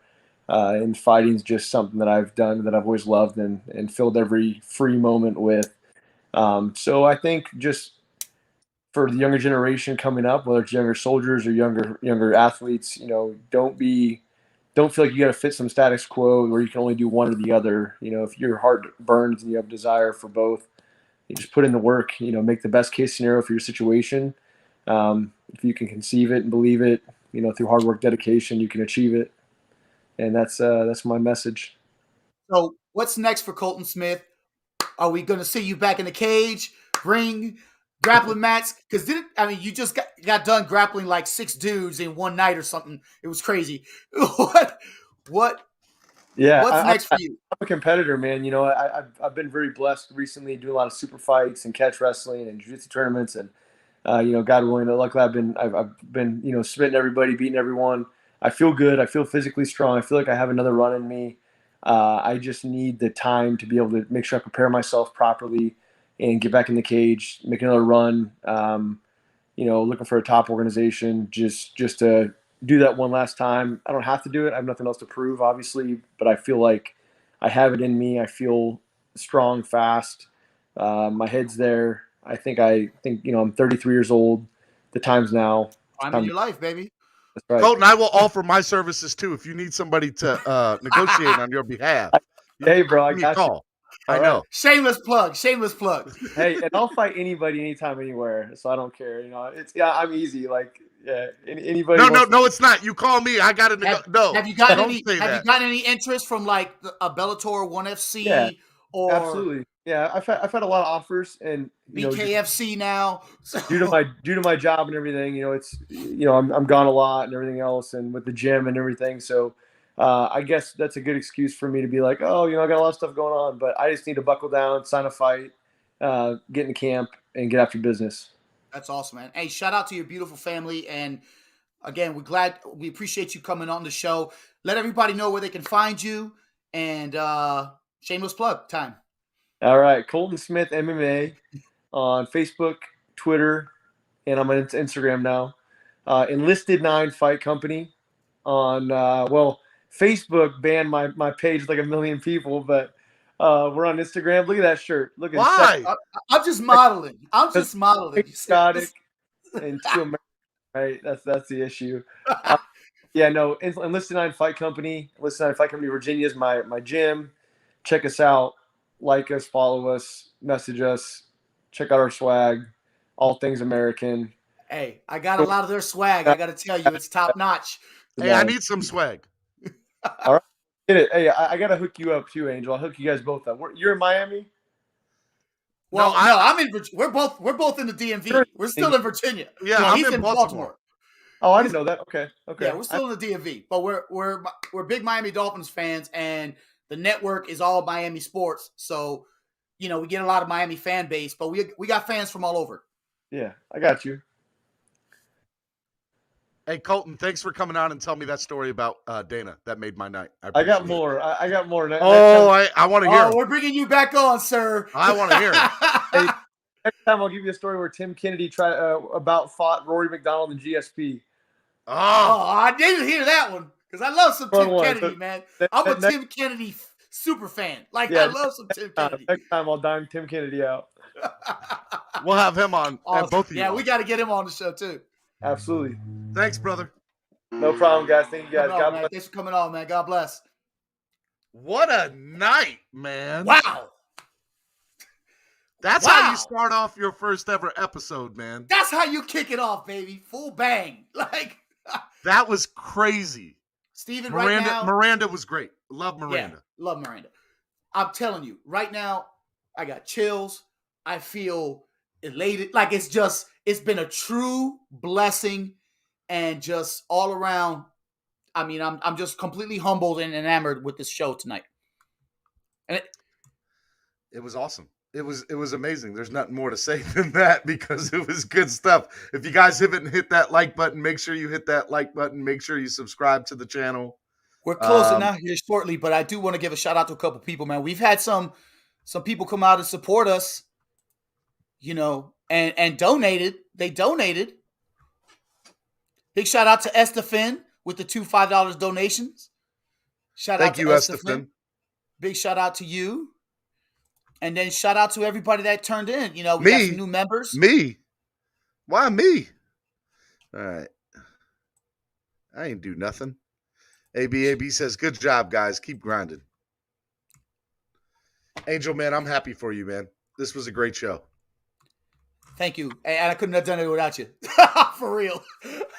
I'm thankful. I wasn't going to say it, but you did. I'm thankful for you. And just being the awesome co-host, host with the most, really. And I'm looking forward to Clock Blockers tomorrow morning. 8:30 a.m. 8:30 a.m. Just remember how late I stayed up for you. I know, and I appreciate that. Big shout out to you, man. Shout out to everybody that came out. AB, Cap for Life, Kendra. We had so many people. Duke Tomlinson, Winchester Boxing, my hometown gym. What's up? Big also shout out to Freedom MMA.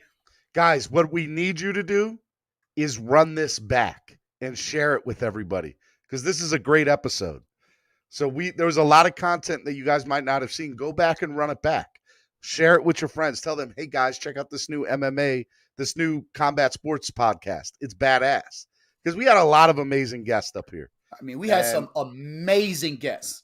Amazing guests. And next week, you're going to have another one. On Monday, we're going to run it again. Ooh, I'm telling you, next Monday.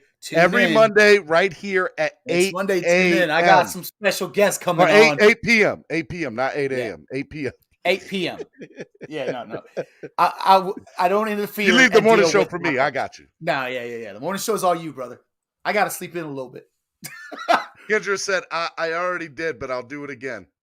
I love it. Kendra, you're the best, babe. We love you. D-Dub said Fire and Ice. Great opening night. D-Dub, shout out to you, baby. Shout out to you.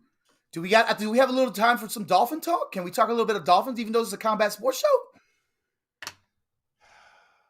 I've been talking since like 8:30 this morning. You want to.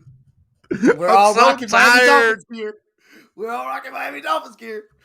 All right, I'll leave it up. I will preview what we're going to talk about tomorrow. So tomorrow morning, the depth chart came out today for the Dolphins. Woo! So tomorrow morning's going to be all about Kendra. Get off here with that Steelers Nation. Ah! Tomorrow morning's going to be all about the depth chart because it's a travel day for the Dolphins. They're flying up to Chicago for the inter-team scrimmage or inter-squad practices, inter-team practices, whatever the hell you want to call them. I think that game's against the Chicago Bears. On NFL Network. It's going to be on NFL Network August 14th, Saturday, a day after my birthday at 1 p.m. Check it out again, Friday night or Friday morning, my birthday. Just saying. Come show love on Friday morning. Hey, everybody give a big happy birthday shout out to my man Stephen Daniels over here, aka Stephen D, aka Stephen D SKPL. You know, the big Spread man. kindness, positivity, and love. My big brother. Shout Literally. out to you, man. If you was any bigger. Hey. Hey, and shout out to Miami Sports Music, man. Solo D, Ali, Dolphin, man. Big shout out to y'all and everybody else. But I also want to give a big, huge shout out to our guests tonight, man. We had some amazing. Sadiq was amazing. Yes. Sadiq was awesome. My man from BKFC, Reggie Barnett Jr., Miranda Maverick. I mean, Chase Walden, Colton. We need to Smith, get Mike Fox a better mic because I know he had some stuff that would have been gold with better mic. Oh my God, he lit it up too. But I couldn't quite catch it, and I was like, "Oh my God, tell me." Next time you got to tell all your people, say, "Hey, look, you got to have headphones in, and you need to be in a quiet place and not moving anywhere. So make sure you're available." Yeah. Miranda had it perfect. Miranda was like that. Right. And again, and these Colton guys, was good too. Colton was awesome. And all our guests were they were awesome, man. They were awesome. Every one of our guests, I'm just thankful for being our first guest on our first show, and it was awesome. What D-Dub asked a quick question. What do you think of the Bare Knuckle organization? Well, we had Reggie. He didn't see. We tell him we had Reggie on tonight, who's the number one pound for pound fighter. We had Reggie Barnett Jr., the main guy, the go-to guy for BKFC, man. Yeah, I love it. I love BKFC. I think it's well, let's be honest. BKFC has actually been around since like the 1800s. No, but they're just starting. They're just starting to get big now. So here in the U.S. So yeah, man. BKFC. Do you know who runs BKFC? Yes, David Feldman. Hey, David, if you're listening and you need a couple of people to host your pregame and postgame stuff, you got the guys right here. I'm just saying. Hey, big shout out to David Feldman, man, and all those guys at BKFC. They're great people. I've met a lot of them. We're probably going to have a couple of his fighters on the next show. I'd love to get Feldman on. That'd be cool. Tune in. But yeah, man.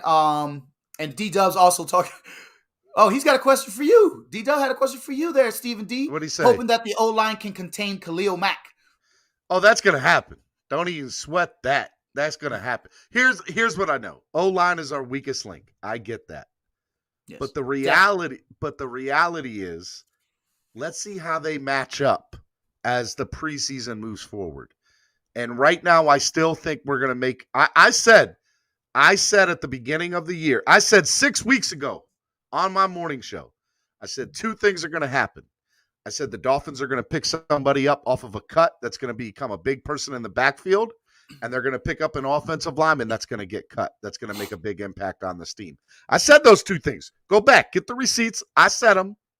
Don't be scared. I'm telling you, the Dolphins are going to get two people that are currently not on this roster, which is why you should watch all the preseason games and watch all of them going into the third and fourth quarter, because those third and fourth quarter guys, those first 2 weeks, somebody's going to play that's good. Like, for example, our wide receiver room has 10 guys on it right now that are going to be on NFL rosters this year.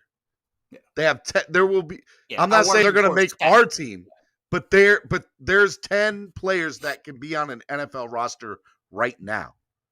And so I know that that's the case for somebody's offensive lineman room, O-line room.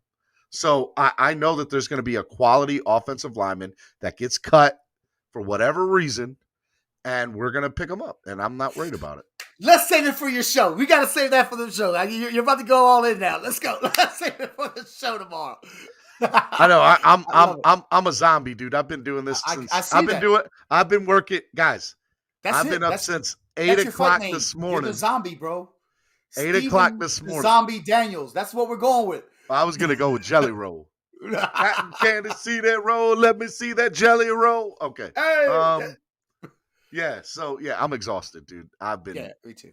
And I gotta wake up in the morning and run it all over again and get ready for Hellfins tomorrow night. Big shout out to Estefan and all those guys from Hellsfin, man. Shout out to them.